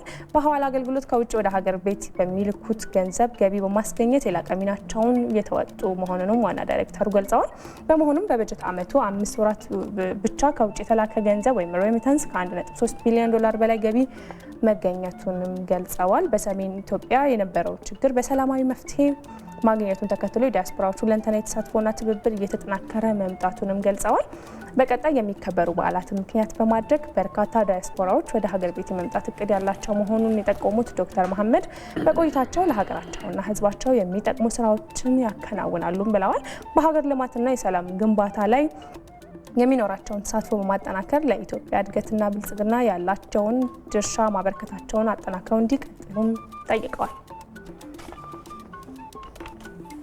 ከውጭ ያገኘነው መረጃችን ወደ ህንድ ይወስደናል። እንግዲህ አሁን ትኩረታችን ካለው የአየር ብክለት አንጻር በዓለም አቀፍ ደረጃ ትኩረቶች በሙሉ ወደ ኤሌክትሪክ መኪናዎች ትኩረታቸውን አድርገዋል። ከወደ ህንድ ደግሞ ከዛም ለየት ያለ ነው ያገኘነው መረጃ። ለመጀመሪያ ጊዜ የተመረተችው በፀሐይ ኃይል የምትሰራው መኪና ለእይታ ቀርባለች። በህንድ መኪናዋ በኒው ደህሊ በተዘጋጀ የመኪኖች አውደ ርዕይ ላይ ለእይታ የቀረበችው ቫይቬ ሞቢሊቲ በተሰኘው የስራ ፈጣሪዎች ኩባንያ የተሰራችው ይህች አነስተኛ መኪና ኤቫ የሚል መጠሪያ ተሰጥቷታል። 2 ሰው የመጫን አቅም ያላት ተሽከርካሪዋ በቀን እስከ 10 ኪሎ ሜትር የመጓዝ አቅም እንዳላት ተነግሯል። በአመት 3000 ኪሎ ሜትር ማለት ነው። ይህም ብዙ ሰዎች በአመት ከሚያደርጉት እንቅስቃሴ 1/3 ያህል ወይም ከ30 በመቶ በላይ ማለት ነው ብለዋል የመኪናው አምራች ድርጅት ተባባሪ መስራች ቪላስ ዴሽፓንዴ። ድርጅቱ መኪናዋን በቀጣዩ የፈረንጆቹ ዓመት 2024 ለገበያ እንደሚያቀርባትም ገልጿል። ህንድ እንግዲህ በከተሞች ያለውን የአየር ብክለት ለመቀነስ የኤሌክትሪክ መኪኖችን ለሚያመርቱ ኩባንያዎች በሚሊዮን ድጋፍ እያደረገች ሲሆን በፀሐይ ኃይል የምትሰራው መኪና መመረትም የዚሁ ጥረት አካል መሆኑንም ተነግሯል። ዘገባው የሮይተርስና ሲጂቲኤን ነው። ለጤና ይስጥልኝ የነበሩን የቢዝነስ መረጃዎች እነዚህ ነበሩ። መልካም ጊዜ ተመልካቾችን በድጋሚ ለእናንተ ልመልስ። አመሰግናለሁ ማርቲ።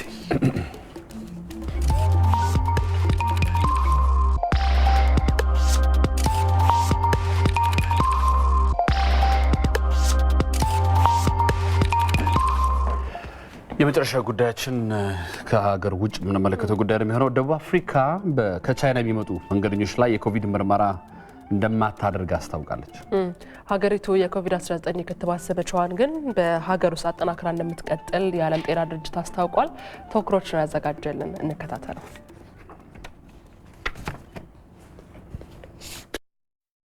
ወረርሽኝ ተጠቂዎች ካሏቸው ሀገሮች አንዷ የሆነችው ደቡብ አፍሪካ ከአዲሱ የኮቪድ ዝርያ መስፋፋት ስጋት ጋር በተያያዘ ከቻይና በሚመጡ መንገደኞች ላይ የኮቪድ ምርመሮችን እንደማታደርግ አስታውቃለች።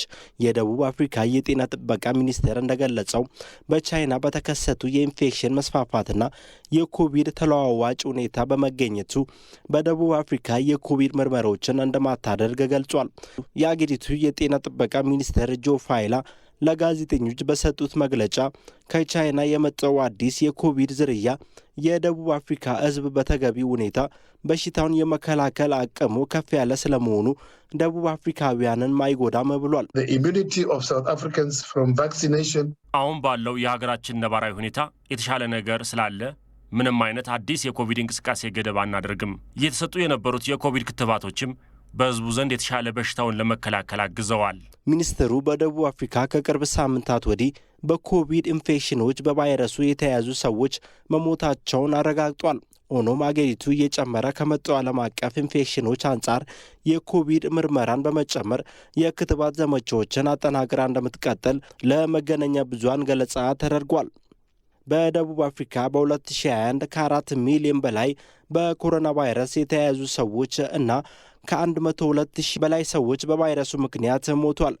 48% ሰዎች ክትባት መውሰዳቸው መረጃዎች ያመለክታሉ። ከ30 በላይ ሀገሮች ውስጥም በተለይ በአውሮፓና በአሜሪካ አዲሱ የኮሮና ወረርሽኝ እየጨመረ መጥቷል። የበሽታው ባህሪያት በትክክል አልታወቁም። ሆኖም በሽታውን ለመከላከል የሚሰጠው ክትባት ለቅድመ መከላከል እንደሚያግዝ የዓለም ጤና ድርጅት ተገልጿል። ዘገባው የአፍሪካ ኒውስ ነው። በአንተነህ መሪነት በስፖርት የተጀመረው የጤና ይስጥልኝ ኢትዮጵያ ዝግጅታችን በፑሽአፕ ደግሞ ተጠናቋል። አይደለ? በጣም መስራት እንዳለብኝ ለይሰ ማመን አለብህ። መስራትህን ማመን አለብህ። ሰርተሃል። ሞክሬያለሁ። ተፈራግጬ ነው የተነሳው። በጣም እናመሰግናለን ስለተከታተላችሁ። እንግዲህ ስፖርታዊ እንቅስቃሴ ይቀጥል። የማስ ስፖርት ዴይ በማስመልከት እንግዲህ ዛሬ በመላው ኢትዮጵያ በየትምህርት ቤቱ፣ በፋብሪካው፣ በተለያዩ ስፖርት ስራ ቦታዎች ላይ ሁሉ ለአንድ ሰዓትም ቢሆን እንግዲህ ዜጎች ባሉበት ቦታ እንዲንቀሳቀሱ ባህልን እንዲያደርጉት በማሰብ ጭምር ነው። ብዙ ነገሮችን እናስቀራለን። ይሄ ኮሌስትሮል የምንለው ተላላፊ ያሉ በሽታዎች፣ ደም ግፊት፣ ስኳር፣ እነዚህ ነገሮች ቀድሞ መከላከል ይቻላል እንቅስቃሴ በማድረግ ይሄ ግንዛቤ ለመፍጠር ያለው። ከዛ በኋላ ደግሞ ህዝቡ ባህል አድርጎት በየቤቱ እንደሚመቸው ጊዜ በሳምንት 3 ቀን ከ30 እስከ 1 ሰዓት ከ30 ደቂቃ እስከ 1 ሰዓት የሚሰራ ከሆነ የጤና መሻሻል ይኖራል። ብዙ ጊዜ አሁን ባለንበት ሁኔታ እንዴት ትናንት አይቼው ምን ሆነ የሚባልበት ዘመን ላይ ደርሰናል። ስትሮክ በታው እንትናም እኮ ሞተ የሚባል ነገር በጣም አስደንጋጭ እየሆነ ነው በዚህ ዘመን። እነዚህ ሳይለንት የሆኑ ኪለሮች ወይም ዝም ብለው የሚገሉ በሽታዎች በጣም እየተባባሱ ነው። በእነዚህ ነገሮች መከላከል እንችላለን። መቅደላዊት ደረጃ አንተነህ ደግፌ የዛሬን ቀን ስናስተናግድ ቆየናቸው። ዳይሬክተራችን እንግዲህ የነበረ ባላሽ ሲሪ ባለሙያ ከኛ ጋር ነበሩ። ደስ የሚል ቀን ይሁንላችሁ። ለኢትዮጵያችን ሰላም ይብዛ። ሰላም